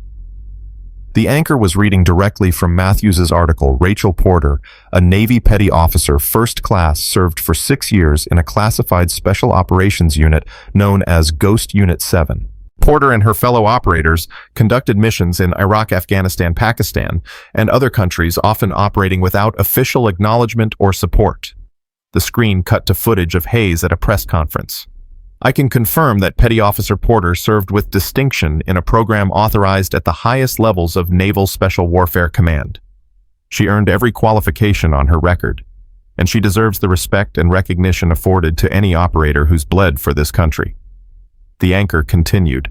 Porter's story comes to light after a controversial arrest last week at Naval Base Coronado, where she was detained on suspicion of stolen valor by Captain Jake Morrison. Video of the incident went viral, sparking debate about women in special operations and the treatment of female service members. The screen cut again, this time to Morrison, who looked pale and cornered. I had no idea. I was just trying to protect the integrity of the SEAL community. By arresting someone who actually served, the interviewer pressed. Morrison stumbled. I made a mistake. I should have verified before. You should have shown respect, the interviewer interrupted. Instead, you humiliated a decorated operator based on assumptions about gender. Morrison had no answer. Rachel watched, feeling numb. It was happening. The story was out, and there was no taking it back. Her phone rang again. Torres this time. Porter, have you seen the news? Yeah. You're trending #1 worldwide. Everyone's talking about you. Is that good or bad? Both. The veterans groups are split. Some are calling you a hero. Others are saying you're a liar who manipulated the system. Of course they are. But here's the thing, the momentum's shifting. People are asking questions now. They want to know more about Ghost Unit. They want to hear from the other operators. Are they talking? Sarah Donnelly just went live on ABC. She's confirming everything. Rachel's heart jumped. She switched channels. There was Sarah, strong, composed, sitting across from a reporter. I served in Ghost Unit 7 from 2007 to 2012, Sarah said calmly. Rachel Porter was one of the finest operators I ever worked with. She saved my life. She saved a lot of lives. And the fact that she's being questioned, that she was arrested, tells you everything you need to know about how we treat women in the military. Were there other women in Ghost Unit? The reporter asked. 2 others. Patricia Mendez and myself. We were selected because we could do things male operators couldn't. We could blend in. We could access spaces they couldn't. And we could fight just as hard when it mattered. And you're willing to go on record about this? I already am. The interview continued, but Rachel couldn't focus. Her phone was blowing up again. Texts, calls, emails. She opened Twitter. The hashtag had changed. Hashtag Stand With Porter was trending. Thousands of people, veterans, active duty civilians, were sharing her story, supporting her, thanking her. But just as many were attacking her, calling her a diversity hire, a political pawn, a fraud who'd manipulated the system. Rachel set down her phone, overwhelmed. Marcus knocked on her door. She let him in. You okay? He asked. I don't know. It's too much. It's going to get worse before it gets better. I know. Marcus sat down. Hayes called. He wants you back on base. Press conference at 1400. You, him, and Sarah. Full defense of Ghost Unit. Rachel shook her head. I can't. Yes, you can. Marcus, look at this. She gestured to her phone. Half the country thinks I'm a hero. The other half thinks I'm a liar. And no matter what I say, someone's going to be angry. So what? You didn't do this to make people happy. You did it to tell the truth. The truth doesn't matter if nobody believes it. Some people believe it. That's enough. Rachel looked at him. Is it? Marcus met her eyes. It has to be. Because if it's not, then we've already lost. Rachel stood, walked to the window. Outside, a news van was parked on the street. Reporters were setting up cameras. Someone had found her address. They're not going to leave me alone, are they? She said quietly. No, they're not. Rachel closed her eyes, felt the weight of everything pressing down. Then she thought about Danny, about Maria, about every woman who'd ever been told she didn't belong. And she made her decision. Call Hayes, she said. Tell him I'll be there. Marcus smiled. That's my ghost 9. At 1400, Rachel walked into the press conference room at Naval Base Coronado. The room was packed, reporters everywhere, cameras rolling. Hayes stood at the podium, Sarah beside him. Rachel took her place on the other side. Hayes began. Good afternoon. I'm Major General Stephen Hayes, Naval Special Warfare Command. I'm here today to address the recent controversy surrounding Petty Officer Rachel Porter and to set the record straight about Ghost Unit 7. The room was silent. Ghost Unit 7 was a classified special operations program that operated from 2007 to 2015. It was authorized at the highest levels of command and conducted missions critical to national security. Petty Officer Porter served in this unit for 6 years. She earned every qualification. She bled for this country, and she deserves your respect. A reporter raised his hand. General, why was this program kept secret? Because operational security required it. But women weren't allowed in combat roles until 2013. How did Porter serve before then? Ghost Unit operated under a special authorization that predated the official policy change. The women in this unit proved that gender is irrelevant when it comes to capability. Another reporter. Is it true that Porter was arrested for stolen valor? She was detained based on a false complaint. That complaint has been withdrawn. No charges will be filed. What about Captain Morrison? Will he face consequences? Hayes's jaw tightened. Captain Morrison has been reassigned. That's all I'll say on the matter. The questions kept coming. Hayes fielded them professionally, revealing nothing classified, confirming only what was necessary. Then a reporter turned to Rachel. Ms. Porter, do you have anything to say? Rachel stepped forward. The room went silent. She looked into the cameras, into the faces of millions of people watching, and spoke. I didn't ask for this attention. I didn't want to be famous. I just wanted to serve my country. And I did. For 6 years, I operated in the shadows, doing work that will never be fully acknowledged. I lost friends. I got hurt. And I came home to find out that none of it mattered. Because people looked at me and saw only what I appeared to be, not what I'd actually done. Her voice cracked slightly, but she pushed through. Captain Morrison made a mistake. He assumed I was lying because he couldn't imagine a woman doing what I'd done. And I understand that, because our culture teaches us that some things are impossible for certain people. But they're not. I proved that. Sarah Donnelly proved that. Patricia Mendez proved that. We served. We fought. We earned our place. The room was silent. So if you take anything from this story, take this: don't assume. Don't judge people based on what they look like or where they come from. Ask questions. Verify. And above all, show respect, because you never know who you're talking to. Rachel stepped back. The room erupted in questions, but Hayes ended the conference. That's all. Thank you. As they left the podium, a reporter shouted one last question. Petty Officer Porter, do you regret serving in Ghost Unit? Rachel stopped, turned back, and without hesitation said, not for a second. The room went silent. Then someone started clapping. Then another, and another, until half the room was applauding.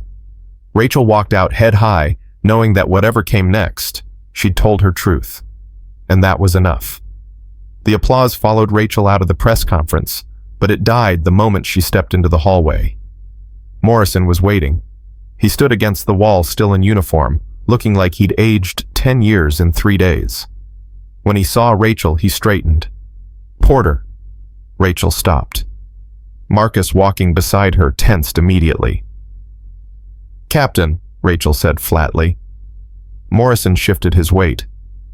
I wanted to apologize, face to face, not through lawyers or statements. You already apologized at the inquiry. That wasn't real. I was covering my ass. Morrison took a breath. This is real. I fucked up. I judged you. I humiliated you. And I'm sorry. Rachel studied him, looking for the angle, the manipulation. But all she saw was a broken man. Why? She asked quietly. Why did you do it? Morrison looked at the floor. Because I was drunk. Because I was angry. Because... He stopped, struggled with the words. Because my entire career has been about being a SEAL. It's all I had. And when I saw you sitting there wearing those tags, I felt I don't know. Threatened, maybe. Like if women could do what I did, then what made me special? So you tried to destroy me to protect your ego? Morrison flinched. Yeah, I did. Rachel felt Marcus watching her, waiting to see how she'd respond. Part of her wanted to unleash, to tell Morrison exactly what he'd cost her. The sleepless nights, the public humiliation, the end of her operational career. But another part, the part that had survived 6 years in the shadows, understood something Morrison didn't. Revenge wouldn't fix anything. Captain, Rachel said slowly, you can't undo what you did, but you can learn from it. You can be better, and you can make sure the next woman who sits in that bar doesn't go through what I went through. Morrison looked up, surprised. That's it. That's all you're going to say? What else is there? You apologized. I heard it. Now we both move forward. I destroyed your career. No, Rachel corrected. I destroyed my career. I chose to go public. I chose to tell the truth. And I'd make the same choice again. Morrison's eyes were wet. You're a better person than me. I'm just tired of fighting, Captain, and I think you are too. Morrison nodded slowly, then extended his hand. Rachel looked at it for a long moment. Then she shook it. Good luck, Captain. You too, Porter. Morrison walked away, shoulders slumped, a man carrying the weight of his mistakes. Marcus waited until Morrison was out of earshot. That was generous. That was survival. If I hold on to anger, it'll destroy me. Morrison's not worth that. Still, you could have made him suffer. Rachel smiled slightly. He's already suffering. Did you see his face? That man knows what he lost. That's punishment enough. They walked to the parking lot in silence. Rachel's phone buzzed. A text from Torres. Just heard from Jag. All charges officially dropped. You're clear. Rachel showed Marcus the message. It's over, he said. No, it's just beginning. Rachel was right. Over the next 72 hours, her story exploded. The Washington Post article was picked up by every major news outlet. CNN ran a special segment. NPR interviewed Sarah Donnelly. Fox News brought on a retired admiral who praised Ghost Unit's innovation. But the backlash came too. Veterans groups split into factions. Some supported Rachel. Others called her a political pawn. Online forums erupted in debate. Was Ghost Unit real or manufactured? Did Rachel actually serve, or was this a Pentagon PR stunt? And then the threats started. The first arrived via email. You're a liar and a disgrace. SEALs like you are why this country is falling apart. Watch your back. The second came through social media. Fake operator, real traitor. You deserve everything coming to you. By day 4, Torres called. Porter, we need to talk about security. I'm fine. No, you're not. NCIS intercepted a credible threat this morning. Someone posted your home address online with a call to action. We're taking it seriously. Rachel's stomach tightened. How serious? Serious enough that I'm recommending you relocate temporarily. We can arrange safe housing on base. I'm not hiding. Rachel, this isn't about pride. This is about staying alive. Rachel looked around her apartment, the place she'd tried to make into a home, the place that was supposed to be her sanctuary after years of deployment. How long? She asked quietly. Until we neutralize the threat. Could be a week, could be longer. Rachel closed her eyes. Fine. Set it up. Within 2 hours, she was in a visiting officer's quarters on base, her belongings in 2 duffel bags, her life once again reduced to the essentials. Marcus moved into the room next door. I'm not leaving you alone. You don't have to babysit me. I'm not babysitting. I'm backing you up, like always. That night, Rachel lay in the unfamiliar bed, listening to the sounds of the base outside. Helicopters, distant gunfire from the range, voices in the hallway. It felt like deployment, like she'd never actually come home. Her phone buzzed. A text from an unknown number. They're trying to silence you. Don't let them. Rachel stared at the message, deleted it, Another buzz. Different number. You inspired my daughter. Thank you. She saved that one.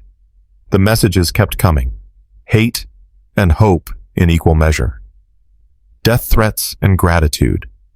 People wanting her dead and people wanting her to keep fighting. Rachel turned off her phone and tried to sleep, but sleep wouldn't come. Because somewhere in the back of her mind a thought was forming. A question she'd been avoiding since the moment this started. What now? The press conference was over. The story was told.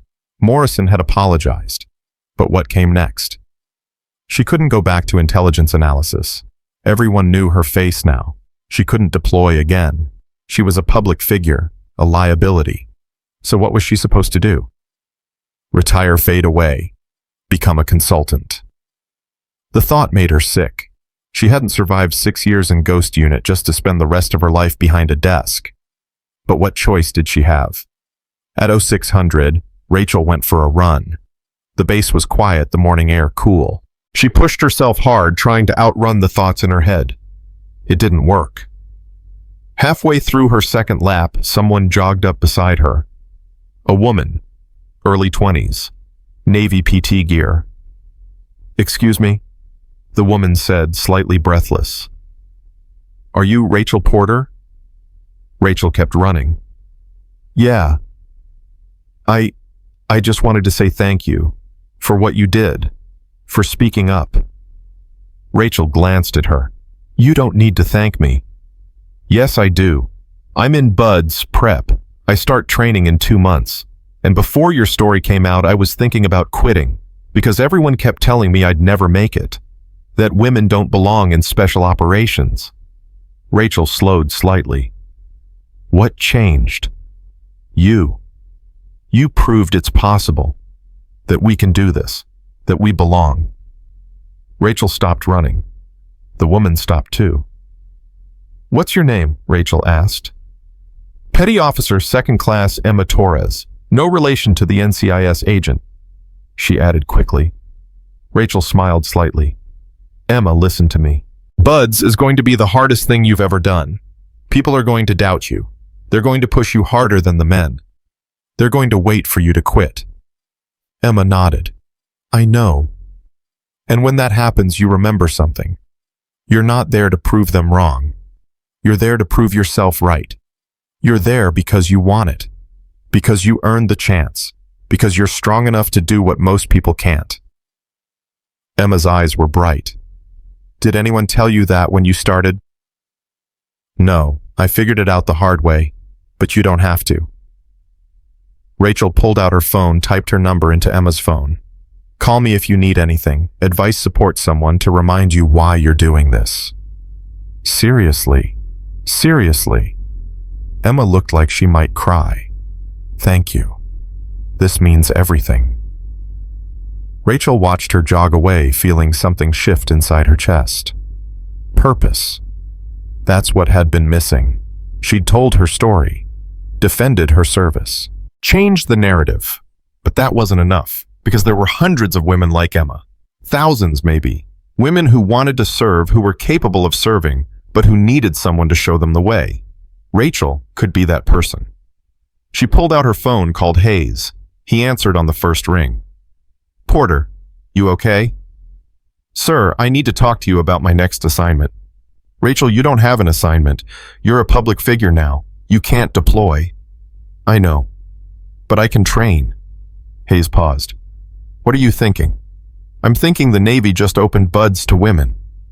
And I'm thinking those women are going to face the same doubts, the same challenges, the same assumptions I faced. They need someone who understands, someone who's been through it. You want to be an instructor. I want to be an advisor, a mentor, someone who can help them navigate the bullshit and focus on the mission. Hayes was quiet for a moment. That's not a small ask, Rachel. BUDS instructors are, I know what they are, sir. I trained with them, and some of them will hate having me there, but some of them will remember Ghost Unit. They'll remember that women can do this work. And maybe, just maybe, they'll give these new candidates a fair shot. And if they don't, then I'll make them. Hayes laughed a real laugh, the first Rachel had heard from him in days. Jesus, Porter. You don't quit, do you? No, sir, I don't. Let me make some calls. No promises. But I'll see what I can do. Thank you, sir. Rachel hung up feeling lighter than she had in weeks. This was it. This was her next mission. Not operating in the shadows, but building the next generation of operators who would. 2 days later, Hayes called back. You're in. Advisor to the Special Warfare Combatant Craft Crewmen and BUDS programs. You'll work with female candidates, help them prep, guide them through training. Rachel's heart jumped. When do I start? Monday. Report to the BUDS compound at 0700. Commander Briggs will be your supervisor. Briggs, Tom Briggs. You know him. Rachel smiled. He was one of my instructors in Ghost Unit. He's tough, but he's fair. Good, because you're going to need all the allies you can get. Not everyone at BUDS is happy about this assignment. I know, sir. Porter. Yes, sir. Make me proud. I will, sir. That weekend, Rachel moved out of temporary housing and into a small rental near the base. Marcus helped her unpack. You sure about this training gig is a grind? Long hours, no glory, just watching people suffer. Sounds perfect, Marcus laughed. You're insane. Probably. He handed her a box of books. For what it's worth, I think this is the right call. You're good at this, helping people, making them better. I'm good at a lot of things, Marcus, but this feels, I don't know, like it matters. It does matter. Those women you're going to train, they're going to change the community, and you're going to be the reason why. Rachel felt her throat tighten. Danny would have liked this. Danny would have loved this. He always said you were wasted in the field, that your real talent was leadership. He never told me that, because he knew you'd punch him. Marcus smiled. But he was right. You inspire people, Rachel, even when you don't mean to. Rachel set down the box. I'm scared. Of what? Of failing. Of letting those women down.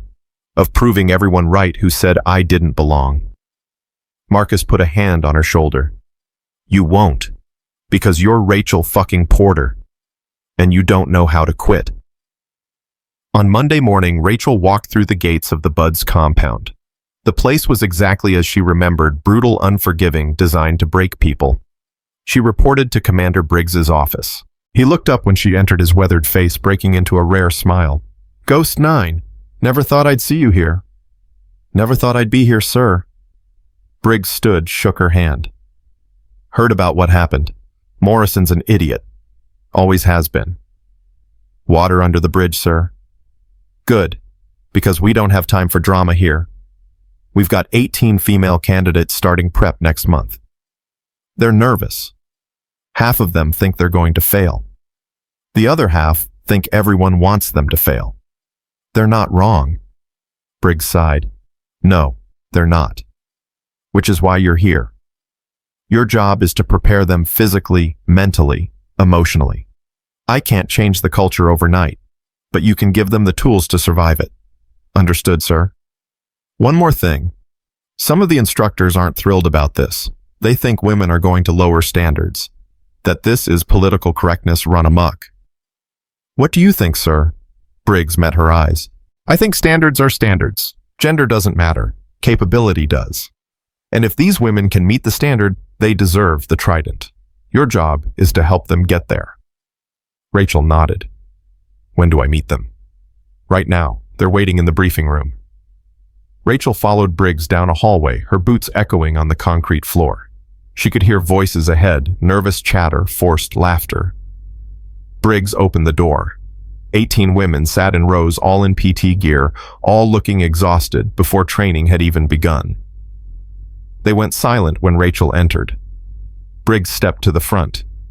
Ladies, this is Petty Officer First Class Rachel Porter. She'll be advising you through prep and BUDS. Listen to her. Learn from her. And for God's sake, don't disappoint her. Briggs left. Rachel stood alone in front of 18 pairs of eyes. She recognized Emma Torres in the front row, the girl who'd thanked her during the run. Emma smiled nervously. Rachel took a breath. My name is Rachel Porter. Some of you know my story, some of you don't. Here's what matters. I've been where you're about to go. I've done what you're trying to do, and I'm here to help you succeed.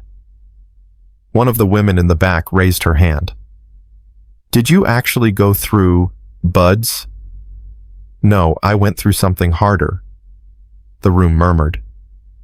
But that doesn't matter, Rachel continued, because buds isn't about what I did. It's about what you're going to do. And I'll be honest with you, most of you won't make it. The room went silent. Not because you're weak, not because you're women, but because buds is designed to break people. It doesn't care about your gender, your politics, or your reasons for being here. It cares about one thing. Can you keep moving when everything in your body is telling you to quit? Rachel walked down the aisle, making eye contact with each woman. Some of you are here to prove a point. Some of you are here because you love the idea of being a SEAL. And some of you are here because you actually want to serve. Only the last group has a chance. She stopped at the front. My job isn't to make this easier. It's to make you ready. And that means pushing you harder than you've ever been pushed. That means breaking you down so you can be built back stronger. That means telling you the truth even when you don't want to hear it. A woman in the second row, older, maybe late 20s, spoke up. What if we're not strong enough? Rachel met her eyes. Then you get stronger. You train, you suffer, you learn, and you show up every single day ready to prove yourself. Not to me, not to the instructors, to yourself. Another woman. What if they don't want us to succeed? Some of them don't. But the ones who matter, the ones who've actually been downrange, they don't care about gender, they care about competence. Show them you can do the job and they'll respect you. Fail and they'll use it as proof that women don't belong. That's not fair, someone said. No, Rachel agreed. It's not. But it's reality. And the sooner you accept that, the better prepared you'll be. Emma raised her hand. What's the most important thing we need to know? Rachel smiled. That you're not alone. Every woman in this room is fighting the same battle. Support each other. Lift each other up. Because buds wants you to feel isolated. It wants you to think you're the only one suffering. Don't let it. The room was silent. Then Emma stood. We won't let you down. One by one, the other women stood too. Rachel felt something swell in her chest. Pride, hope, determination. Good, she said. Because I'm not letting you down either. We do this together. All of us. For the first time since the arrest, Rachel felt like she was exactly where she was supposed to be. Not in the shadows, but in the light. Building the future. One operator at a time. Training began the next morning at 0500. Rachel ran them through PT, push-ups, pull-ups, runs that left them gasping. She watched them struggle, watched them push through pain, watched some of them cry when they thought no one was looking, and she remembered what it felt like. That first day in Ghost Unit, the instructors screaming, her body failing, her mind screaming to quit. But she hadn't, because Danny had been there.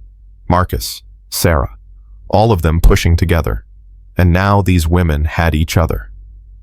After the run, Rachel gathered them in a circle.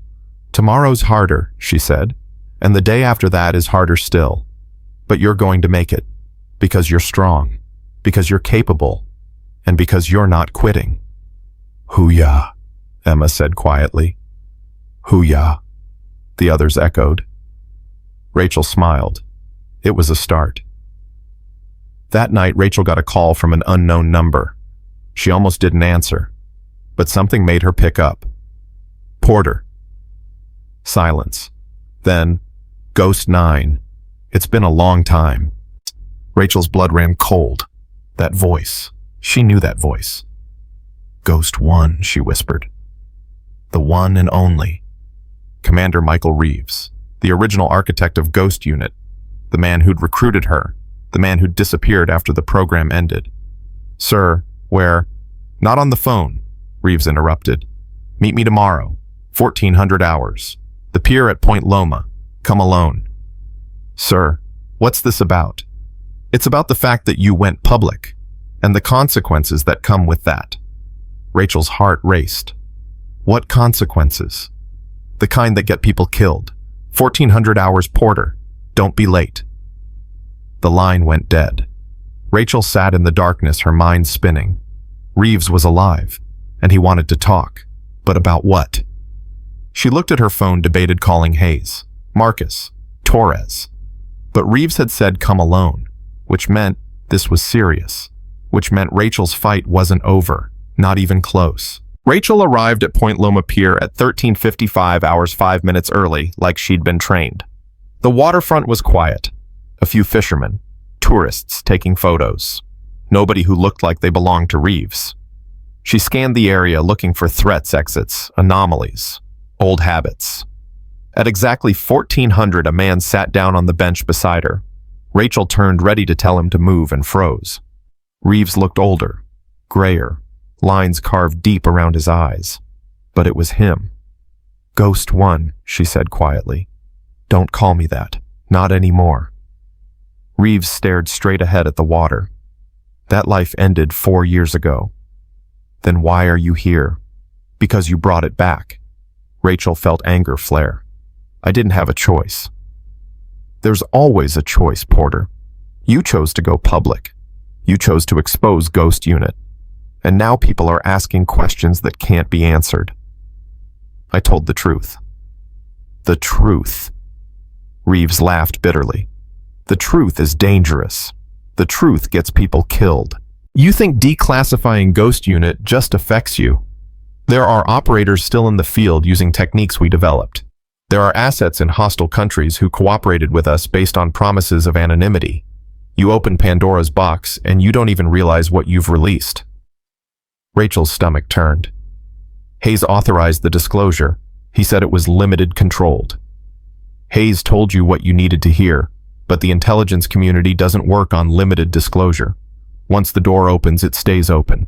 And now everyone from the CIA to Foreign Intelligence Services is digging into Ghost Unit. They want to know who we targeted, where we operated, who gave us authorization. That information is still classified. For now. But how long before someone leaks it? How long before a journalist connects the dots? How long before the families of people we killed come looking for answers? Reeves finally turned to look at her. You did this for justice, Porter. I get that. But justice has consequences. Rachel felt sick. What kind of consequences? Reeves pulled out his phone, showed her a photo. A man's face, middle-aged Middle Eastern. Recognize him? Reeves asked. No. His name is Khalil Massoud. He was our translator in Syria, helped us identify targets, navigate local politics. We promised him and his family asylum in exchange for his cooperation. And 2 weeks ago, someone leaked his identity online, tied him to Ghost Unit. Now he's dead. So is his wife. His 2 kids barely escaped. Rachel couldn't breathe. How? Someone connected the dots. Used your story as a starting point, dug into old mission reports, found Massoud's name, posted it on a forum. Within days, ISIS sympathizers tracked him down. Rachel's hands were shaking. I didn't know. Of course you didn't, because you were so focused on clearing your name that you didn't think about who else might get hurt. Reeves pocketed his phone. Massoud isn't the only one. There are 3 other assets we're trying to relocate right now. People who trusted us, who believed we'd protect them. I never meant intent doesn't matter. Results do. And the result is that people are dying because you went public. Rachel felt tears burning behind her eyes. What do you want from me? I want you to understand what you've done, and I want you to help fix it. How? Reeves stood. There's a recall code, Ghost 7. It went out 3 days ago. Rachel's blood went cold. Ghost 7. The emergency extraction protocol. It meant operators were trapped, compromised, in immediate danger. Who? She whispered. Marcus Chen, Patricia Mendez, and 4 assets they were trying to relocate in Yemen. They were supposed to extract quietly, but someone tipped off local militants. Now they're pinned down in a safe house with limited ammunition and no air support. Rachel stood abruptly. Why are you telling me this? Because they need help. And you're the only person who can provide it without drawing official attention. I'm not operational anymore. My face is everywhere. You can't deploy, but you can coordinate. You know the protocols. You know how Ghost Unit operates, and you have access to resources that I don't. Reeves met her eyes. Those people are in danger because of decisions we made. Decisions you helped make public. You owe them. Rachel felt the weight of it crushing her. What do you need? I need you to get Hayes to authorize an off-books extraction. No official channels. No paper trail. Just a team at Chopper and enough firepower to get our people out. Hayes will never authorize that. Then you convince him. Because if you don't, Marcus and Patricia die, and their blood is on your hands. Reeves walked away, disappearing into the crowd before Rachel could respond. She stood alone on the pier, the ocean stretching endlessly before her, feeling like she was drowning. Everything she'd fought for, the truth, the vindication, the justice suddenly felt meaningless. Because Reeves was right. Her actions had consequences, and those consequences were killing people. Rachel pulled out her phone, called Hayes. He answered immediately. Porter, what's wrong? Sir, I need to see you, right now. It's urgent. How urgent? Life or death? 30 minutes later, Rachel was in Hayes's office, the door locked, the blinds closed. She told him everything. Reeves, Masood, the ghost. 7 recall code. Hayes listened without interrupting, his face growing darker with each sentence. When she finished, he was silent for a long moment. Then he said, Reeves is manipulating you. Sir, this is classic intelligence tradecraft. He's blaming you for consequences that were always inevitable. Ghost Unit's exposure was going to happen eventually. The fact that it happened now on your terms is actually better than the alternative. Masood is dead, sir. I know, and that's tragic. But Porter, we've lost assets before. It's the nature of the work. People die, and we honor them by continuing the mission. What about Marcus and Patricia? Hayes' jaw tightened. I made some calls after you phoned. The situation in Yemen is real. They're pinned down, but Naval Special Warfare is already working on an extraction. Official channels. Yes. Then they're dead. Official channels take time. Approvals, risk assessments, diplomatic considerations. Marcus and Patricia don't have time. Hayes stood, walked to the window. Porter, I can't authorize an off-books operation. The political fallout would be catastrophic. We just went public about Ghost Unit. If it comes out that we're still running covert ops, then don't make it official. Use contractors, deniable assets, people who can move fast without signatures. You're asking me to break protocol. I'm asking you to save lives. Hayes was silent. Rachel pressed forward. Sir, you told me once that I was one of the finest operators you'd ever served with, that I'd earned my place. Prove it. Trust me. Let me coordinate this extraction. You're not trained for that. Yes, I am. Ghost Unit trained me for exactly this. I know the protocols, I know the terrain, and I know Marcus and Patricia better than anyone. Hayes turned to face her. If this goes wrong, it ends both our careers. If we don't try it, ends their lives. Hayes studied her for a long moment. Then he pulled out his phone, made a call. This is Hayes. I need a secure line to Commander Richards' JSOC. Yes, I'll hold. He covered the phone. You're getting your extraction. But Porter, if this blows up, you were never here. We never had this conversation. Understood, sir. The call connected. Richards, I need a favor. Off the books. 12-hour turnaround. Yemen extraction. 2 operators and 4 civilians. No official authorization, no paper trail. Hayes listened. I don't care about the politics. I care about getting our people home. Can you do it or not? A pause. Good. Porter will coordinate logistics. She has my full authority. Hayes hung up, looked at Rachel. You have a team. 4 contractors, combat experienced, Arab speaking. They'll stage out of Djibouti. You'll coordinate from here using encrypted comms. You have 12 hours to plan and execute. Rachel felt adrenaline surge through her veins. Thank you, sir. Don't thank me. Just bring them home. Rachel left Hayes' office and drove straight to her apartment. She pulled out her old tactical laptop, the one she'd used during Ghost Unit operations, and booted it up. The encryption software was outdated but still functional.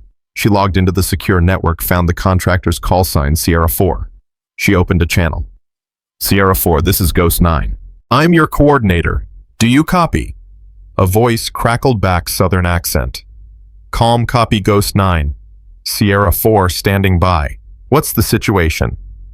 Rachel pulled up satellite imagery of Yemen, the safe house location Marcus had sent in his last transmission. 2 operators and 4 civilians pinned down in Sana'a. Hostile forces surrounding the building. Limited ammunition. No air support. You're their only chance. Copy. What's the extraction plan? Rachel studied the map. The safe house was in a residential area. Narrow streets. Civilians everywhere. Getting a chopper in would be nearly impossible. Ground extraction, she said. You'll infill on foot, make contact, and escort the package to an LZ 3 clicks north. Helo will extract from there. 3 clicks through hostile territory. That's ambitious. It's the only option. The safe house is too hot for a direct extraction. Understood. What's our timeline? Rachel checked her watch. You have 8 hours to stage, 4 hours to execute. Clock's ticking. Roger. Sierra 4 out. The channel closed. Rachel sat back, her heart pounding.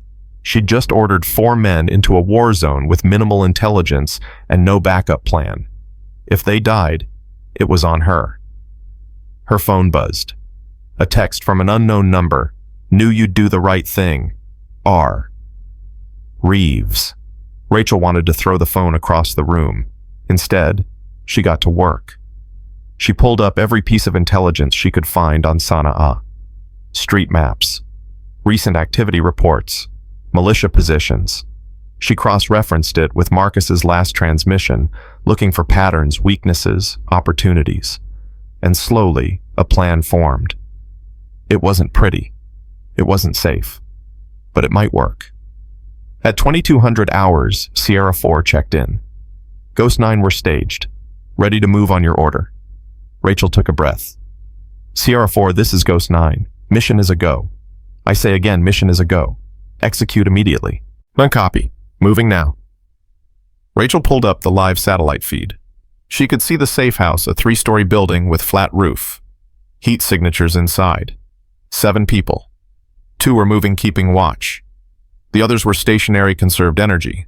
Marcus and Patricia. Around the building, dozens of heat signatures. Militia fighters. Waiting. Rachel watched Sierra 4's 4-man team moving through the streets. They were good, fast, professional, but there were so many hostiles. Too many. Her phone rang. Torres. Porter, what the hell are you doing? How did you... I have friends in JSOC. They told me you're running an off-books extraction in Yemen. Are you insane? Probably. Rachel, you can't do this. If it goes wrong, then it goes wrong. But I'm not abandoning Marcus and Patricia. Torres was silent for a moment. What do you need? Intelligence. Real-time updates. Anything you can get me on militia movements in Sana'a. I'll see what I can pull. But Rachel, be careful. This isn't Ghost Unit. You're not in the field. You're playing God from a laptop. I know. Torres hung up. Rachel watched the satellite feed. Sierra 4 was 3 blocks from the safe house now. The militia fighters were starting to move, sensing something. Sierra 4, be advised, hostiles are mobilizing. You have company. Copy. We see them. Rachel's heart raced. She watched Sierra 4 split into 2 elements. 2 moved left, 2 moved right. Classic pincer movement. They reached the safe house. Gunfire erupted. Rachel couldn't breathe. The satellite feed showed muzzle flashes, bodies dropping, chaos. Sierra 4 report, contact taking fire from multiple positions. Can you reach the package? Negative, too hot. Rachel's mind raced. They needed a distraction. Something to pull the militia away from the safe house. She pulled up her comm with Marcus. Ghost 3, this is Ghost 9. Do you copy? Static. Then Ghost 9, Porter, is that you? Yeah, it's me. Listen, Sierra 4 is 3 blocks west. They can't reach you because of hostile concentration. I need you to create a diversion. What kind of diversion? The loud kind. Draw fire away from Sierra 4's position. Give them an opening. Marcus laughed, exhausted, desperate. You want me to start a firefight? I want you to stay alive. Copy. Stand by.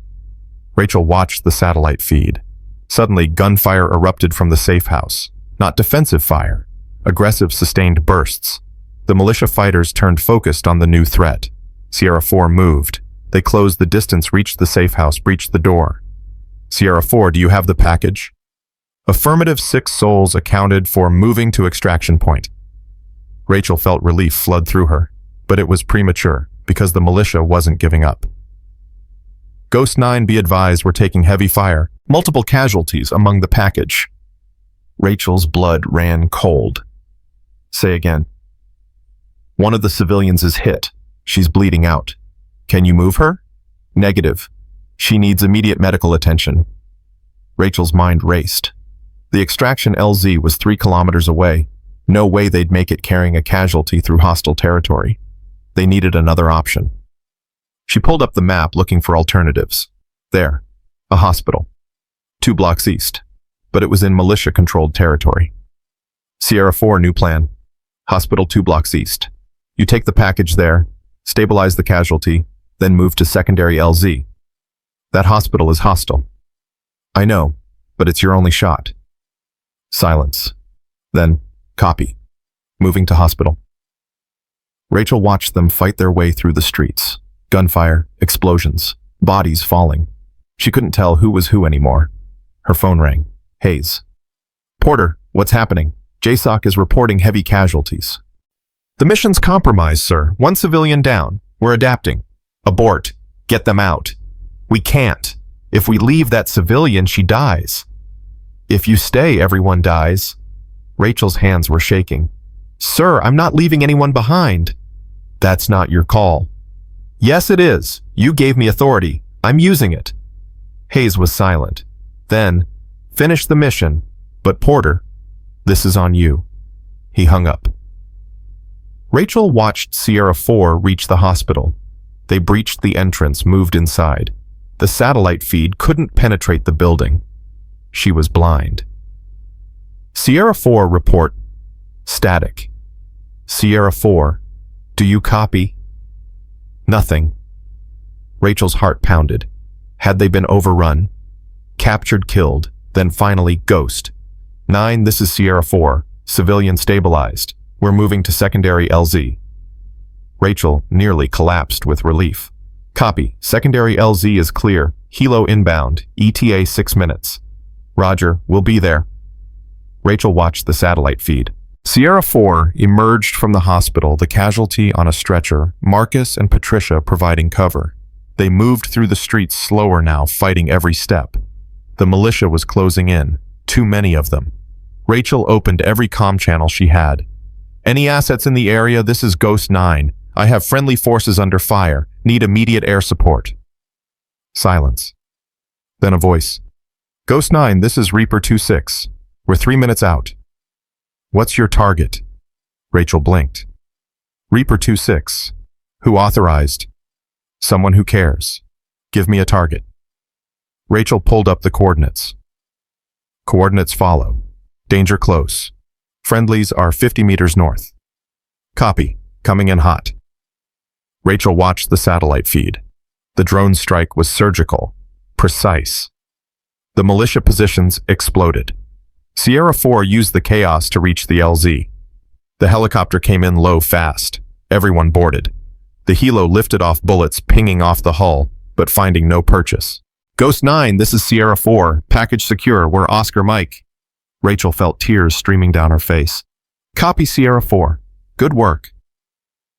She closed the laptop, sat in the darkness of her apartment, and let herself shake. They'd made it. Everyone had made it. Her phone rang. Reeves. You did good, Porter. Rachel couldn't speak. The civilian who was hit. Her name is Amira Massoud, Khalil's daughter. She survived because you didn't quit. Rachel's throat tightened. I thought you said they were all... His wife and son died, but Amira and her younger brother got out, and now they're safe. Because of you. I didn't do this for redemption. No. You did it because it was right. That's why Danny believed in you. Why I recruited you. Why Ghost Unit worked. Reeves paused. You're going to be okay, Porter. You made mistakes. but you're learning. And that's more than most people ever do. Are you coming back? Rachel asked. Are you going to help fix this? No, my war is over. But yours is just beginning. Those women you're training, they're the future. Make sure they're ready. The line went dead. Rachel sat in the silence, processing everything. Masood's death, Amira's survival, the extraction, the risk, all of it. And she realized something. The truth did have consequences, but so did silence.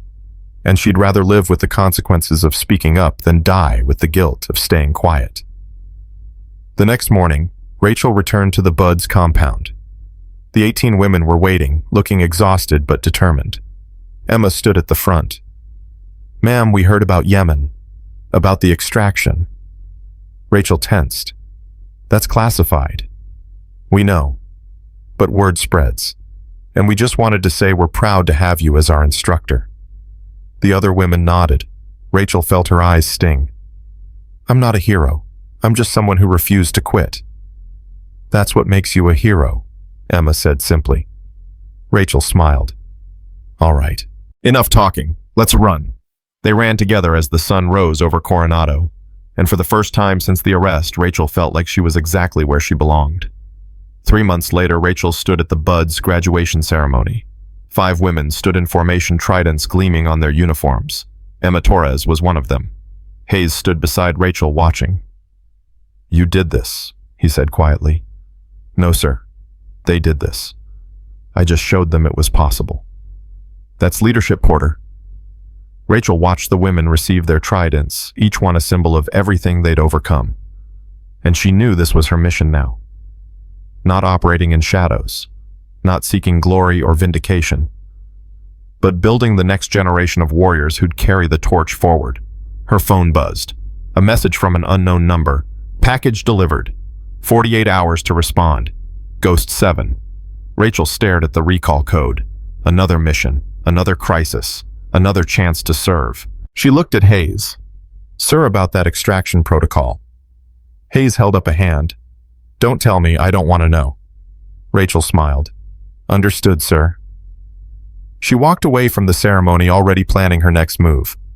Because the fight wasn't over. It never was. But this time, Rachel wasn't fighting alone. She had a team, a purpose, and a promise to keep to Danny, to herself, to every operator who'd ever been told they didn't belong. 3 weeks later, Rachel vanished from Coronado. No announcement, no explanation. Just a quiet departure in the dead of night. Her apartment was empty, her phone disconnected. The women she'd trained asked questions. No one had answers. But Hayes knew. And when he was asked about her disappearance, he simply said, Petty Officer Porter is on assignment, that's all I can say. 4 weeks after that, 13 people returned from a mission that officially never happened. 12 rescued. 1 ghost reborn. And somewhere in the world, Rachel Porter was doing what she'd always done. Serving in silence. Operating in shadows. Saving lives that would never know her name. Because that's what real warriors did. They didn't seek recognition. They didn't need applause. They just carried the weight and kept moving forward. And Rachel Porter. She wasn't done carrying yet. Not even close. Years would pass before anyone saw her again, standing at another graduation, mentoring another generation, proving once more that the only person who could define her worth was herself, and she'd already decided she was worth everything she'd fought for, everything she'd bled for, and everything she'd never stop fighting to protect.